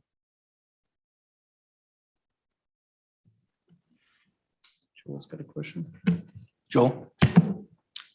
Thank you, Mr. Chairman. Mr. Pope, thank you for the comments. It's a question for you as we think about the tokenization of real estate in that last comment you just made. Is it a policy and a taxation question that you're raising as opposed to a blockchain question? In other words, what would the tokenization of real estate do that you couldn't do by selling member interest in an LLC today? And what sort of taxation and qualified purchaser issues are resolved by having it be tokenized as opposed to a LLC membership interest? Mr. Pope? Thank you, Mr. Chairman. An LLC interest right now is would not qualify under Section 1031 as a tax-free exchange through the IRS. That's one issue with that. I know real estate investment trusts can qualify for a 1031 exchange going in, but it's very difficult on the back end to come out of a real estate investment trust through Section 1031 unless the underlying asset is sold. So there's a taxation issue with that. There's a liquidity issue with that. Right now, there are very few exchanges very few publicly traded partnerships or publicly traded LLCs, whereas exchanges are already built for token traffic through the blockchain. And so, again, the most liquid form of transfer that I can envision in the future is that tokenization. I hope that answered. Follow-up. Yes, thank you, Mr. Chairman. Yes, thank you, Mr. Pope. Is the lack of liquidity a result of the mechanism through which this ownership is exchanged, or is it a lack of pool of willing buyers and sellers? And I'm not, let me preface that by saying I'm not opposed to this idea. I just want to make sure I understand what problems we're trying to solve here. Exactly. Thank you, Mr. Chairman. What we are trying to solve for is the illiquidity of the real estate investment. The illiquidity is caused by the cost of the investment, the structure through which you have to transfer the investment, as well as it is very difficult to fractionalize that investment, except there are, and I know there are publicly traded tenancies in common. There are, but mostly those are for very large assets, things like shopping malls and other commercial properties. And so all of that combines to create a lack of liquidity in the real estate market. And the electronic transfer process for the for a token is 3 milliseconds if you wanted to buy a token that represented that real estate. Right now, there already is a form of tokenized real estate in the world, because you look at the St. Regis Hotel in Aspen. But really, all those are security tokens, because you're not getting a direct interest in the real estate. What you're getting a direct interest in is the company that owns the real estate, net of whatever liabilities that company has. So yes, we are trying to solve an issue of liquidity, and and if we solve that, the liquidity discount will all but disappear in those assets, and there will be higher market values within every asset that becomes tokenized. At least that's the theory. Mr. Pope, so where does the consumer protection point meet with the demands of liquidity and the industry, and what does it look like?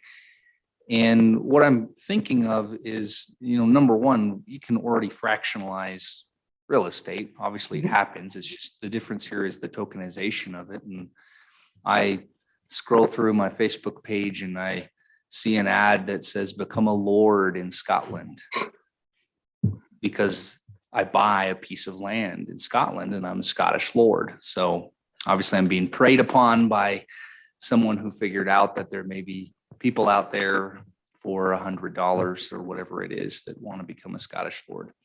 And it goes back to, I think, a conversation that Representative Yin brought up, or actually it may have been Representative or Senator Rothfuss own a part of Yellowstone. But the point is, if you have $1 million piece of real estate and you tokenize it into $1 tokens, you're selling, you may be selling those off perfectly legitimately, but from the consumer protection standpoint, what if you're not? And you're preying upon people who believe that they're, just like I joked about it, but the timeshare is the example. To me, I think that's the illegitimate purpose of it. You're preying on someone who believes that having a fractional share in that real estate gives them an actual investment. So where does consumer protection meet those demands that you're speaking of, and what does it look like? And one more piece I would add to that was the lawsuit example, because you said industry, everything will catch up to that, and we'll see what it looks like. And to Representative Stith's point earlier about LLCs, yeah, when I'm trying to figure out who owns the property, I just serve the registered agent. But if you fractionalized real estate in Wyoming to 1 million people on a dollar coin all over the world, and there's a catastrophic injury on that property, I don't have there's not a registered agent. It's owned by individuals. How do I find those 1 million individuals? So those are some of the consumer protection questions I would pose to you. And I would answer by saying that you can certainly construct a framework in which that can happen. I can I can give you examples of publicly traded tenancies in common right now that have a management organization but the management organization may or may not have liability in those situations, and you could have 1,000, 2,000 people who own the tenancy in common, or a tenancy in common interest. And so those questions, which I can't answer right now because I don't know, have been answered in other circumstances, and we can look to those answers or those types of entities to find out, and then it scales up from that point. Representative Stiff. Mr. Chairman, thank you. Mr. Pope, thank you very much. It sounds like to the extent that you're focusing on tokenization of real estate for purposes of creating liquidity, presumably that would be marketed to people as an investment and then would need to be a registered security under the federal securities laws. Is that the vision you have there? Mr. Chairman, thank you. And yes, for me, the state of Wyoming has said that real estate tokens are not a security, but the question is whether the federal, whether the SEC and the other alphabet soup agencies actually concur with that. And that is not as prevalent of an issue to me, because I believe that if my attorney, let's say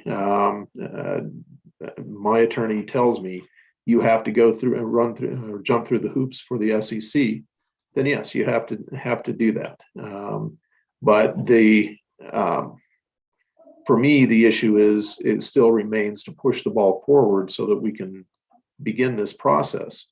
And again, if you have something that has to be registered as a security, then you have to have all of those reporting requirements.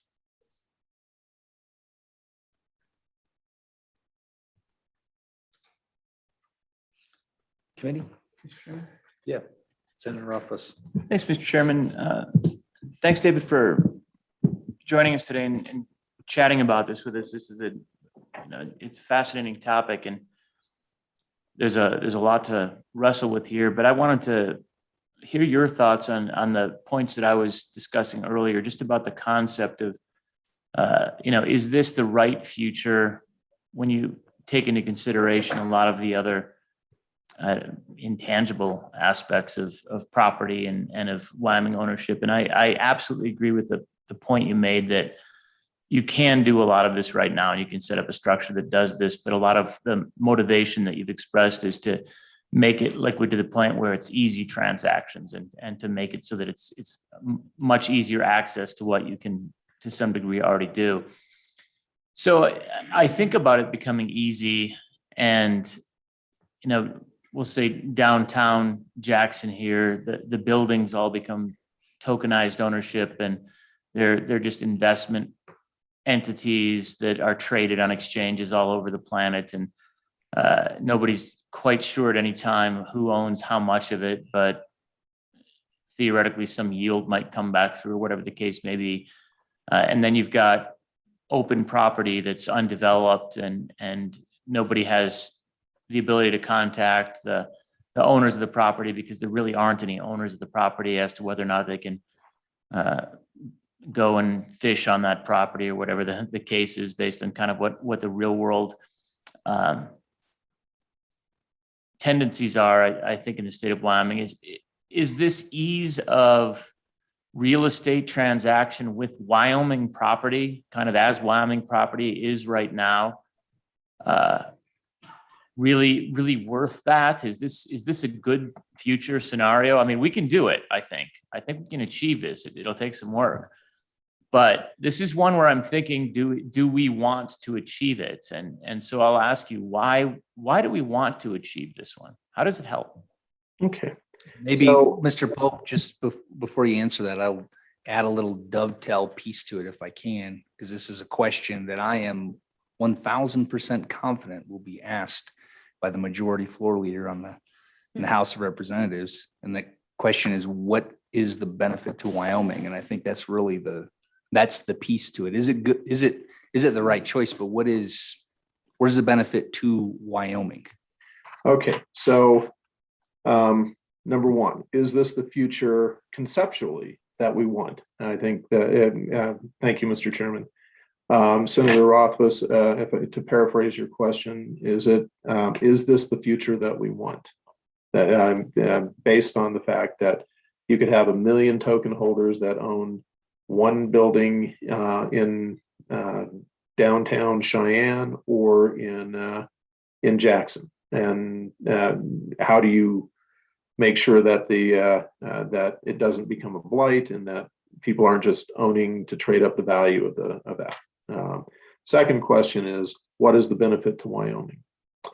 I would say that there are a few other questions that even I would have. How do you collect property taxes from 1 million different token holders?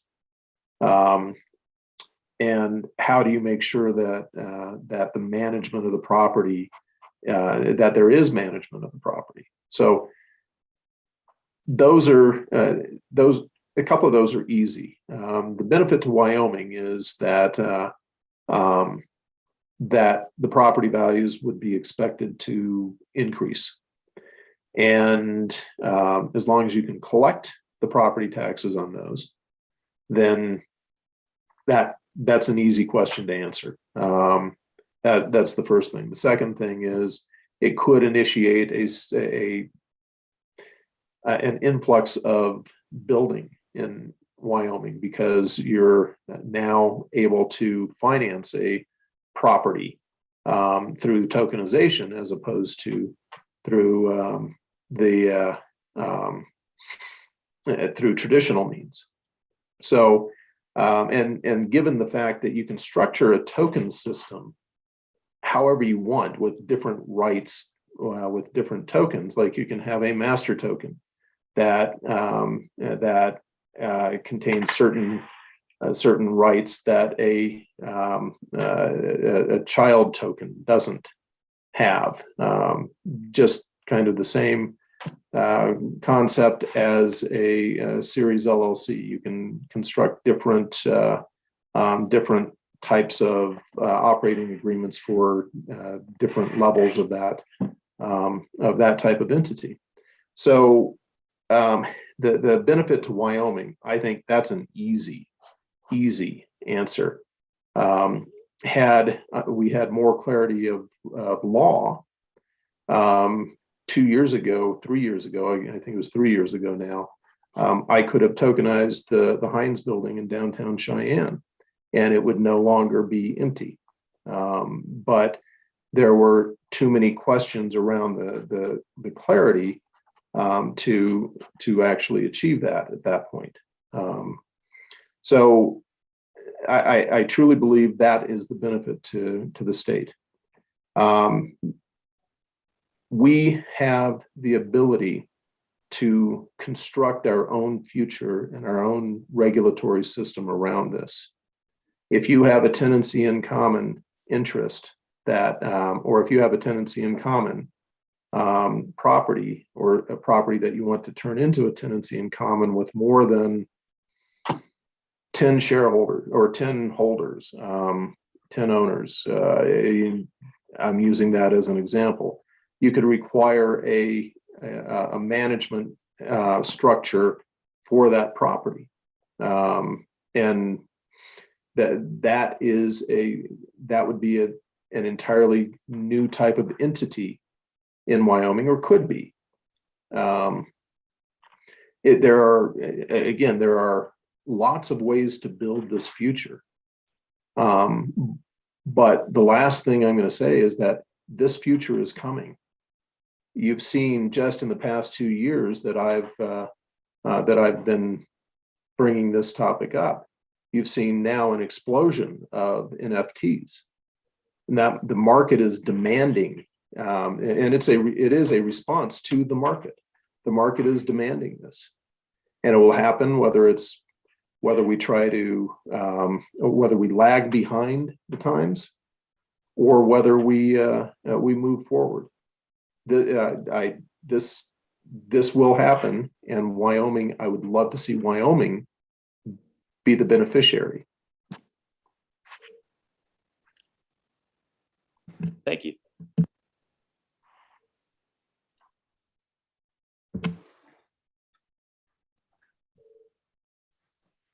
Representative Yin, you got anything? All right. Committee, additional questions? Thank you, Mr. Pope. Thank you very much for the opportunity. Yeah, I hope you guys have a great day, and I'm looking forward to seeing you in Laramie. We are looking forward to being seen in Laramie. Now, Brendan Mayer.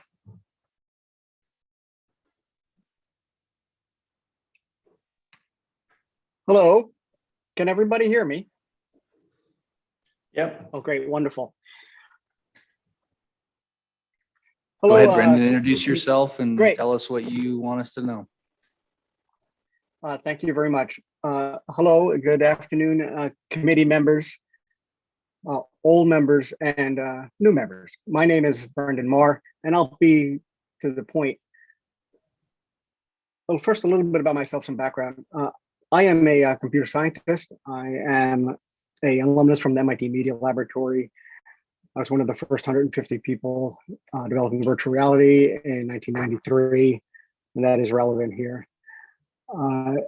Also, at that time in 1993, at the Media Lab, I was part of, as well as the rest of the Media Lab, part of something called a Things That Think Consortium, where we were looking at specifically how you could take these ideas now that we actually have implementations for and be able to have a representation of computable addresses, which are NFTs, to both digital and physical assets.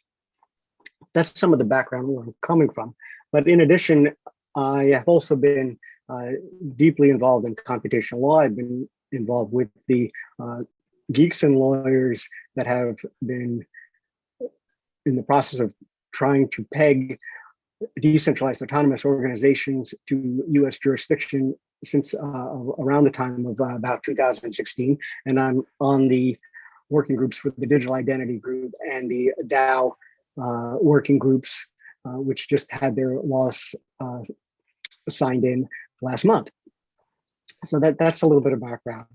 And I'd like to say that Clarissa and Rich did a fabulous job giving some background, but I'd like to embellish on a few things and hopefully paint a path forward.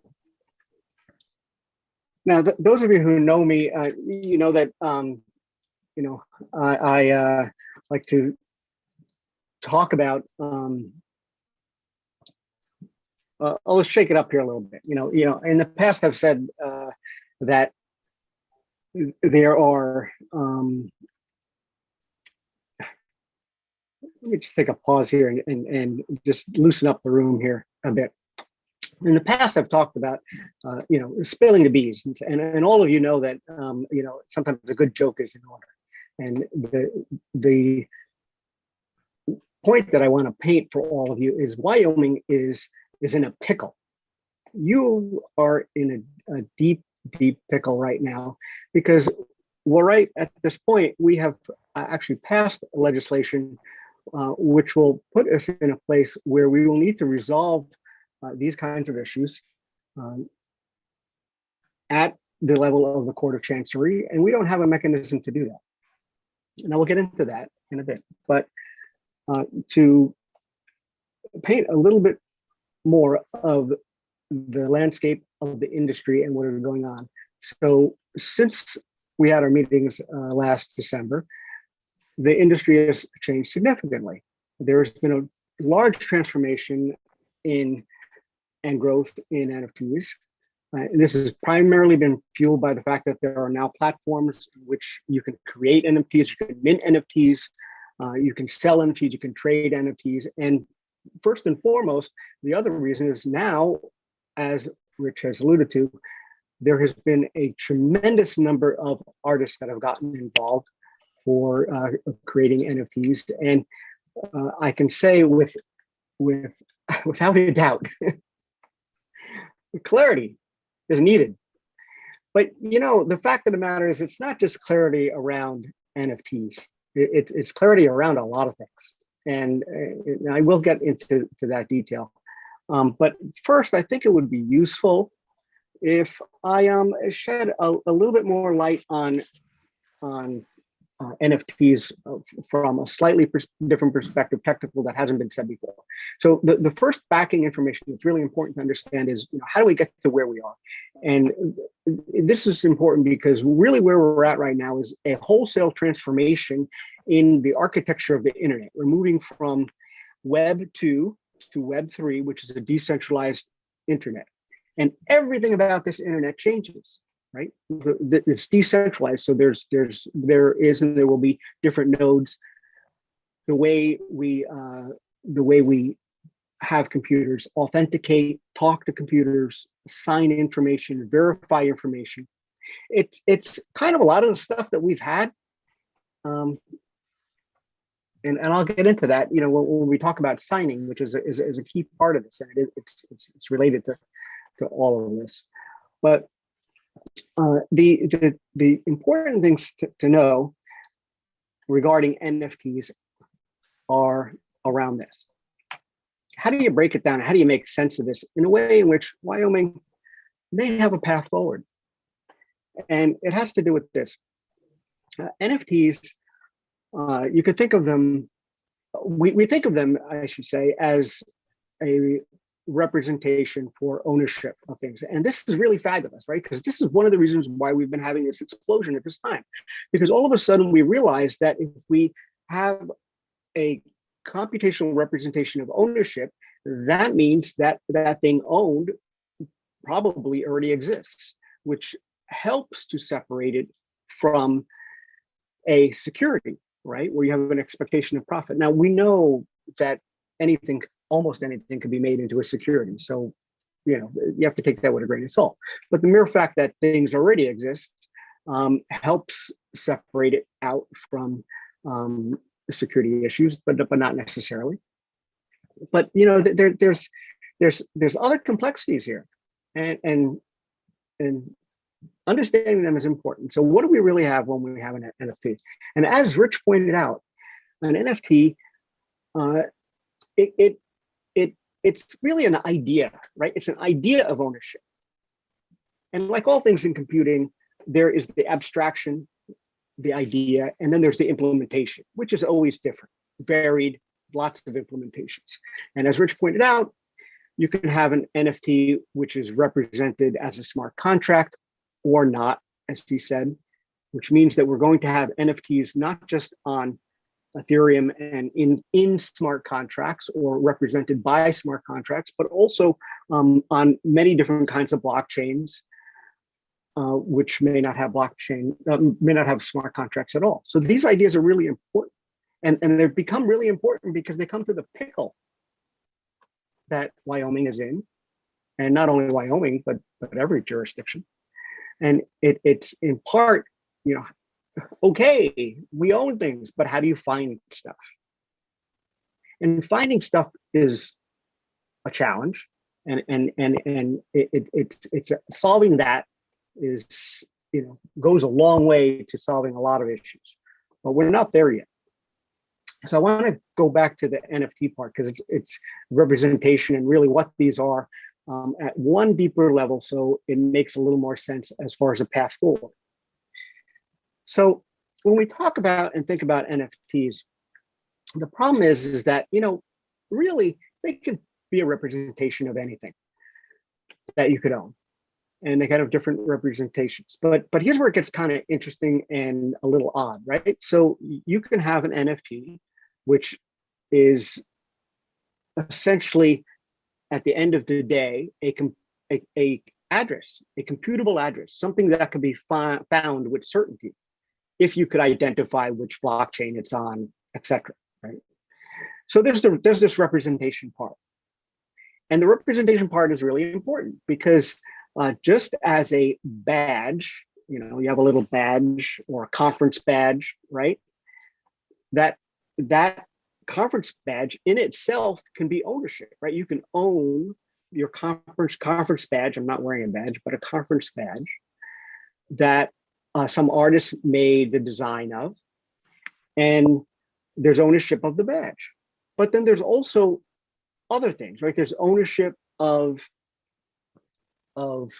something else, right?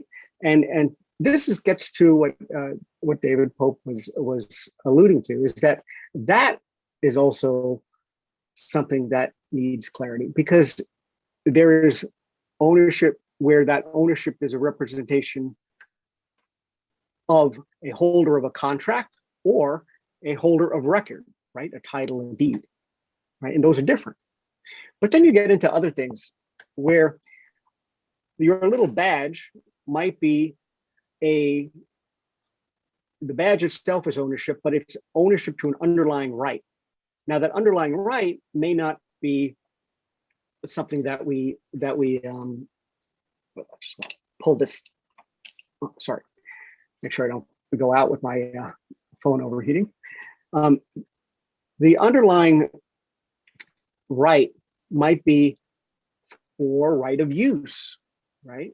Rather than a specific asset. And it's going to get really complex, because it's clearly the case where you can have every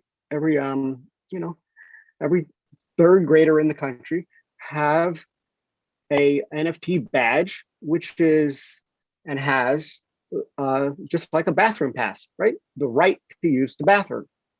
Okay, well, is that a security? Well, maybe not, probably not. But these are the kinds of things that need to be resolved and have clarity about, because not all rights that are associated with an NFT, which also has an ownership component, mean that that right is the right of an asset, although it may be, right?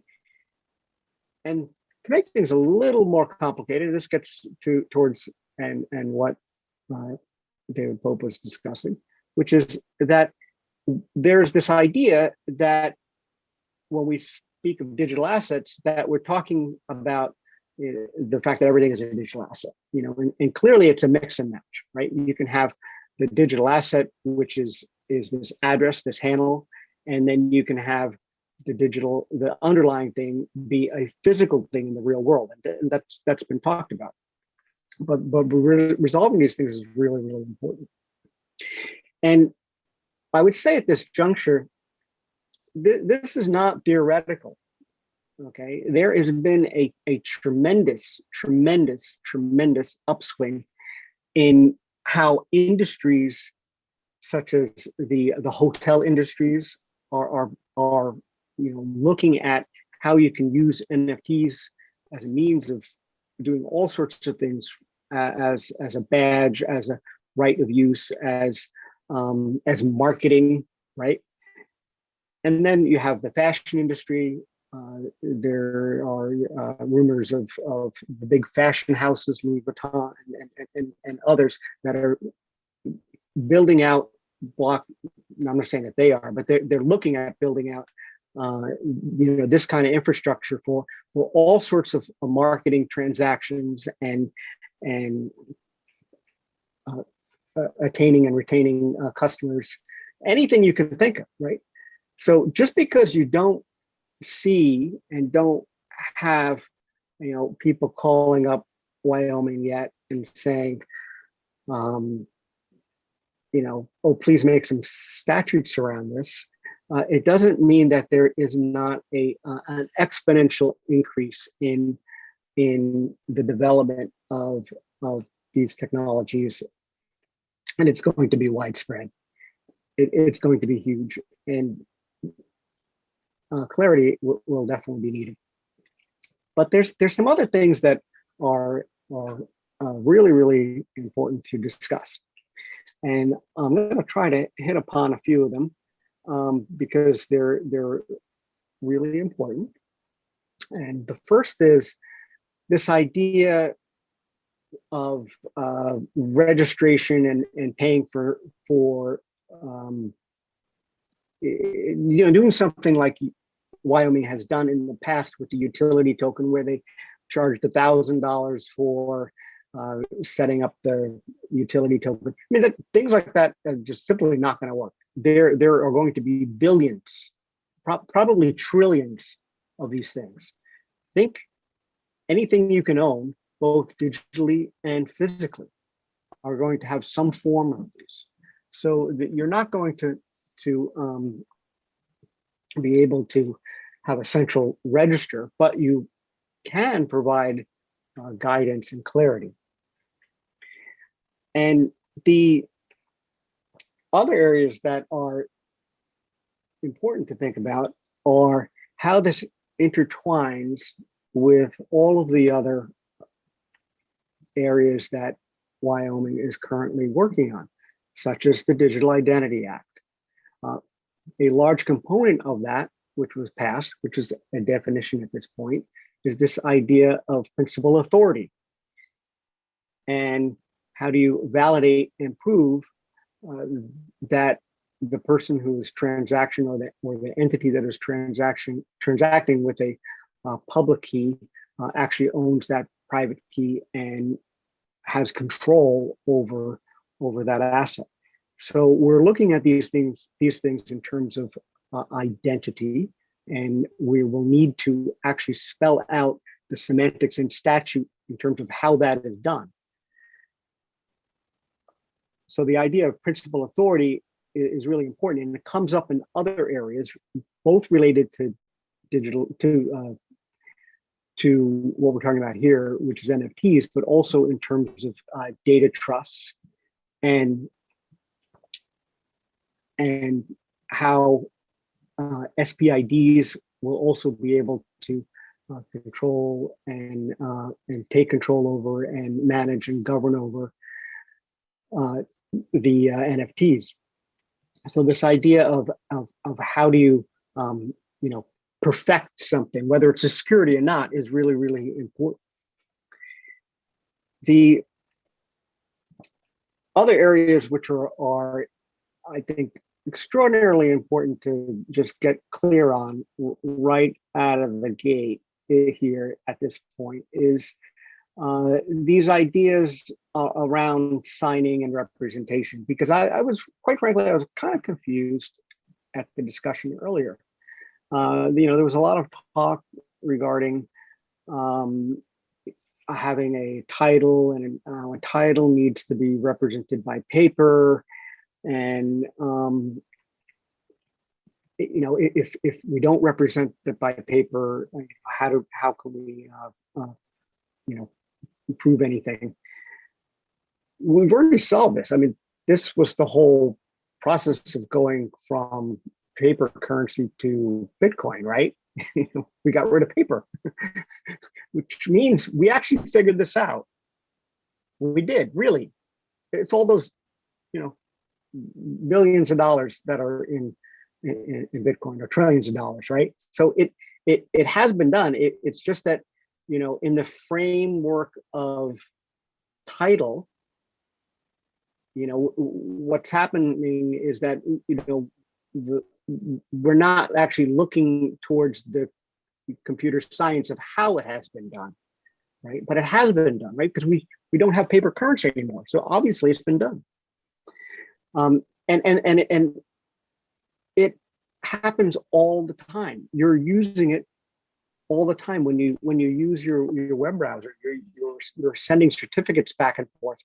There's cryptographic based certificates that are signing, basically signing certificates that are putting forth a chain of authentication between different servers and how they communicate. And this is quite frankly, gets into the security infrastructure of the web, right? And later at a certain point, we'll have an opportunity to, maybe bring Christopher Allen into these discussions, who is also an expert in these fields. But there's a big question of like, how do you do this, right? So there again, a little clarity is needed, right? So you have a title, and the idea that it's on paper, right? It just means that the medium is paper. But if Senator, the medium was hold on just a second there, Brendan. Hold on a second there. Sure. Senator Ruffus. Thank you, Mr. Chairman. Brendan, I wanted to address the point you were saying, though, about it's Sure. just a transition between paper and now digital and cryptocurrencies have made that. With cryptocurrency, again, it's still largely a fiat concept where you have to have you have mutual recognition of ownership of a thing. When we're talking about extending to real property or tangible property, one of the challenges we have is linking to that thing. I mean, if you tell me that, you know, you own a flotilla of ships in the South Pacific and you're going to sell it to me by a token transaction, we can have the token relationship is just great. Sure, we have that transaction, but you know, how do I know you own these ships? That's where there has to be a lot of real world legitimacy that I can't just necessarily look at the blockchain and say, oh, well, it's clear here that these are Brendan's ships. So I think one of the challenges we're trying to struggle with is there's a whole governmental legitimacy and system of ownership and recognition where it's the authority of the government that recognizes the ownership interest and stands behind that ownership interest. And we're trying to credibly engage that process now with the more modern blockchain process. So as we think about NFTs, as we think about all these other problems and challenges that you've laid out with registration and tying in the digital identity, bringing it into the transaction system and having the government legitimacy behind it is one of the things that we have to make sure is there. So that's where, when you say it's just a matter of, well, we did it with paper before and now we're doing it with blockchain. You know, I wish it were that easy, because we could jump to it more quickly, but we have to get this legitimacy of how we've recorded deeds in the past now effectuated through blockchains, and the human element of it has to provide that legitimacy. Does that make sense? I mean, I want to make sure that absolutely, and I will speak to that. Absolutely, Okay. I will speak to that. Brendan, Actually, I'll speak to that now. Sure, and it's Please do. extremely important. And quite frankly, I think, you know, this really is the holy grail, and it goes back to how I opened all of this, and going back to the fact that we're in a pickle, and part of the pickle is that once this gets spun up, all of it, I'm not just talking about NFTs, there is the looming problem, and I want to just, you know, give a nod to Senator Nethercott, because I know she has such a deep interest in having the Court of Chancery run efficiently.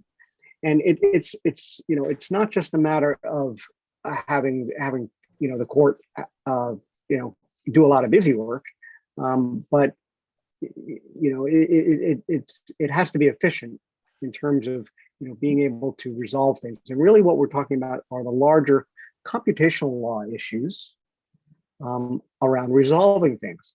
So my belief is that we are going to be able to solve components of all this through individual parts of pieces of legislation, like we have with the Digital Identity Act, like we have with the DAO supplement, and we're probably going to need something a little bigger, like a computational law act that begins to deal with resolving these issues. But I want to address your question now specifically, and how do you do and handle these issues, because it really is not the same, and you are absolutely right, and I hear what you're saying, and it's not the same because there are all these other things that need to be resolved, and there's no greater case for that than, I think, the area of real estate and title, where there's all sorts of things that can happen where, you know, you think you think you have title, but it turns out that some guy with his measuring rod, measured things wrong, and it turns out you don't have a clear title, right? So just because you can transfer something digitally or cryptographically signed as a representation does not mean that you have ownership. I mean, there's a lot more involved, and I recognize that. So how is that going to be played out in these situations? Well, I think it goes back to what was said earlier. Hey, Brendan, And hold on a second. Brendan, Yeah. hold on just a second. Joel? Thank you, Mr. Chairman. Brendan, I just want to clarify something I just Sure. thought you were Please. describing, if I could, please. Thank you. And this is building on Senator Rothfuss's point earlier. And so I guess for me, is an NFT a unique identifier, a digital identifier? Or is an NFT a new way of assigning and tracking property rights? And because I think that what Senator Rothfuss was saying earlier is that with cryptocurrency as an example of a digital asset, that's a social construct where we all agree that these digital identifiers are worth something. And as long as we agree that that's the case, then great. But if an NFT is meant to be a way to assign and track property rights,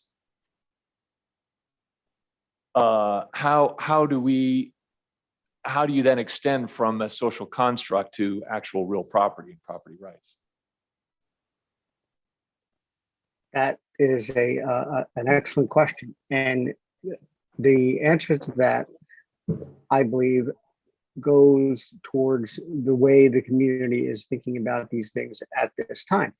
And in part, we have an entire industry that has and can be a guiding light for this. And I might ask or prompt at some point later Ms. Long to talk a little bit about the financial industry, who are experts in this, because the idea of how do you know what is real is what the financial industry has perfected. They have organizations and whole companies, very large companies, Thomson Reuters and all sorts of others, that have the role of being able to verify assets in the real world, right? They verify the price. Well, what's the price of oil? Well, there is no price of oil. There's lots of prices of oil in lots of different markets, right? And the goal of this idea of an oracle, right? And the financial industry they're not calling themselves oracles, but I'm using that term specifically because the crypto community is using the term oracle for this idea of entities that will verify things in the real world. And we're going to see this, and it's going to take many different forms. One of those forms is going to be decentralized autonomous organizations. These will be organizations where communities of people will give consensus about the legitimacy of things. I mean, how do we know? How do we know? It was talked earlier about a great example about the validity of the Mona Lisa. I mean, everybody's got a copy of the Mona Lisa somewhere, or access to one, right? You could Google it up. And clearly it's a copy. Everybody knows it's a copy, right? So how is this being played out in the art world, right? Because with digital art, you can copy the digital art. And the way we understand it is that there will be groups of people who will, and entities and organizations and platforms that will authenticate the legitimacy of all of these things. And if you're not, if that organization or that body or that how you say platform, does not feel believe that it's authentic, then it has no value. Right? You can take any digital image. I can take a digital image, any digital image you give me, and I could change one single bit in it, and you would never perceive that because the human eye can't perceive what that would be. But I've changed it; it would have a different hash, right? So it's different, and it could be different on the blockchain.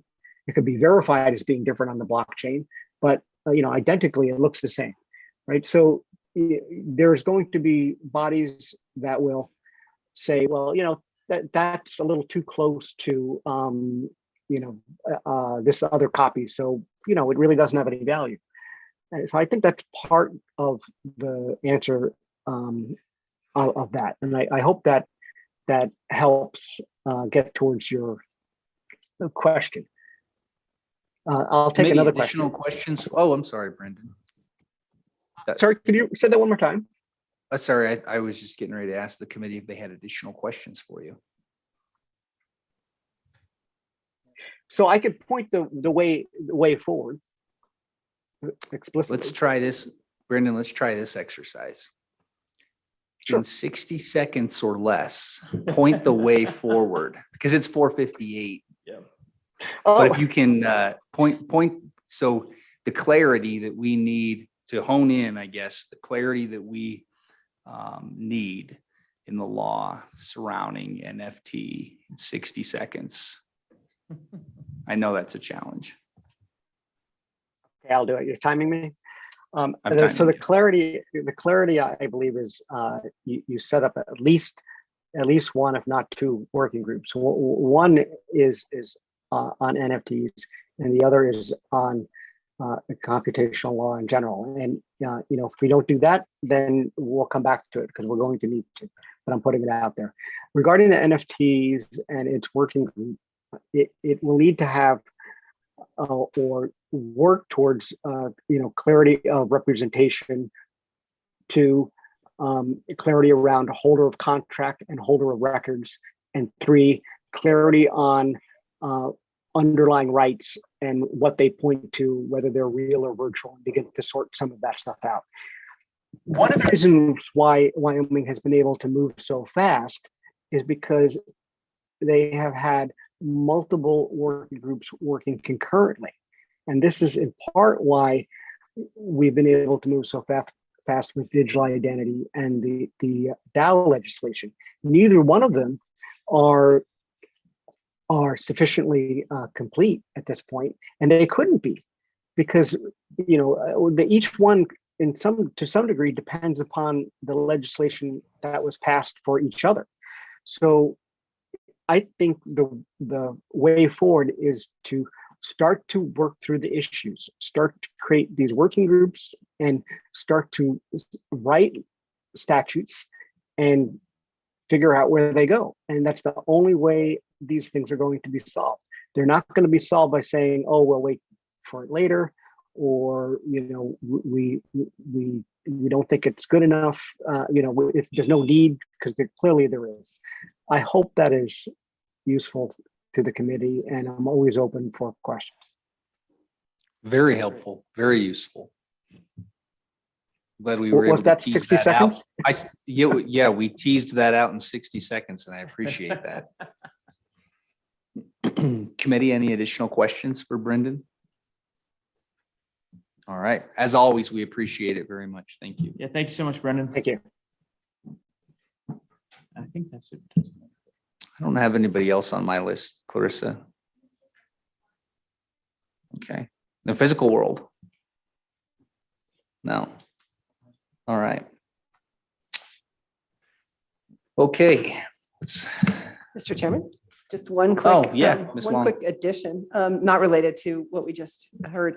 There's a tremendous story out that I'll email out to the select committee based on the comments from the former OCC chairman today at the consensus conference this afternoon, where he acknowledges the difference between the Wyoming Speedy Banks and the OCC trust banks, and makes some public remarks complaining about the questions that are being raised regarding whether the OCC trust banks could have access to the Federal Reserve payment system.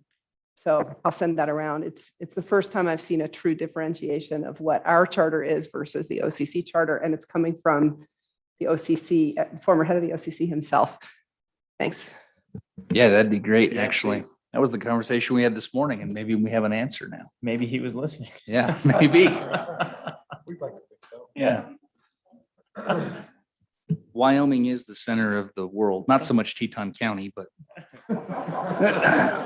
One last. I had to get it in before the end of the day, Mike. All right, Senator Rothfuss. Mr. Chairman, I think that what we'll want to do, and we need to get through tomorrow to figure it out, probably is something that Brendan said, which is to try and put together some working groups among the committee based on some interests and figure out what directions to take with this. We had a lot of success with DAOs and digital identity and improvements on other legislation in the last interim and the interim before, and I think we probably need to take a look at that. This is a huge space of possibility. We need to decide what we actually want to try and tackle during this interim. A lot of it does tie in with other work we're doing, and honestly, a lot of this NFT, these concepts can be implemented better and strengthened with the work we're trying to do with digital identity and with getting a filing system that's more robust and a lot of the other just government side legitimacy. So I think there's a lot that we'll be doing regardless, but there's a lot to tackle there, and I think we'll just have to divide that work out afterwards. I don't know what your thoughts are on the approach for the NFTs. And the rest of the committee for that matter. Right, in looking to the committee, I'm not sure if there's a clear direction on any if there is on any legislation at this point. I would love to have it. Mr. Chairman, Senator Endicott. I just wanted to let you know that I would impignorate my efforts to any working group. Thank you. I know, I appreciate that. We appreciate that very much. Thank you. Ms. Mr. Long? Chairman, may I suggest that for our next meeting that LSO take a look at the proposed Uniform Law Commission Article 12 to see if that might cover NFTs in a way that our existing UCC appendix does not, and maybe start to dig in on whether they have a view on which direction we should go. The ULC piece, to be clear, is not final yet. So even though Texas jumped ahead and they basically did what we did with the Dow bill. They said, let's just get something out there because we're starting to have disputes and judges don't know how to litigate this. And so we know it's not perfect. Let's get it out there. And then we know we're going to go fix it later. That's what I was told from the Texas working group. So just beware, it's not final, but it's probably, that might solve our NFT question. Mr. Chairman. Yes. On that point, I think it's a really good idea to explore that and see. I would be hesitant to adopt it wholesale and throw out our model because I think that would just cause chaos at this point in time. But if we can do something which is more of an add-on of these ERCs, ERC, is that the right acronym from what they did? Okay, ERCs, and put that into perhaps our definition of digital asset or something where we're adding in, but not creating, not scaling anything back or creating new confusion. I think that's a good potential approach. So let's look into that. Very good point. I don't know. Okay. The rest of the committee thinks. If we And have something any the other working ideas. group, I suppose, could look at Yeah, between now and then. Definitely. And not And really, Mr. I'm sorry, go ahead. Oh, sorry, before we leave that point, thank you. There is one thing that I definitely want to call out that's in our UCC appendix that the Uniform Law Commission is not including, and that is that 2-year lien cleansing provision. So if we can just make a mental note, we want to keep that in. There are a lot of people who really like that. And I think the Uniform Law Commission definitely is still thinking in terms of like the 5-year lien expiration, but 5-year lien expirations in this industry is just way too long. So we have a 2-year in the Wyoming one. And I would strongly urge that when we get to that point, we maintain that 2-year one. So we'll do something, it sounds like potentially if we go in that direction, non-standard anyway. Point taken. Okay, not sensing any real legislative direction outside of this working group Curious if any other representative senators or governor's appointees would like to impigrate their services to the working group, as Senator Nethercott has. Yeah, We can brainstorm on it. we can work on that tomorrow also. I don't think anybody needs to be committing right now because we'll look at what our workload looks like after the second day and try and figure out how to pignurate. Is that what you went with? Yeah, I'm not really sure that's I accurate don't because know. we're not paying back Yeah, I don't know. anything. All right. We have to anyway. pay you back. No, If- Thanks for it's a the, loan. It's a pledge. That means we owe you something back. No? Yes? well, regardless, we can probably sort that tomorrow. Yeah. Okay. All right. Yeah, I just didn't want to lose track of that, but we can, that's fine. Okay. All right. Anything else? No, anything that staff, anything that you all need from us today? Any questions? Final public comment? Probably not. No final public comment? All right. Beautiful.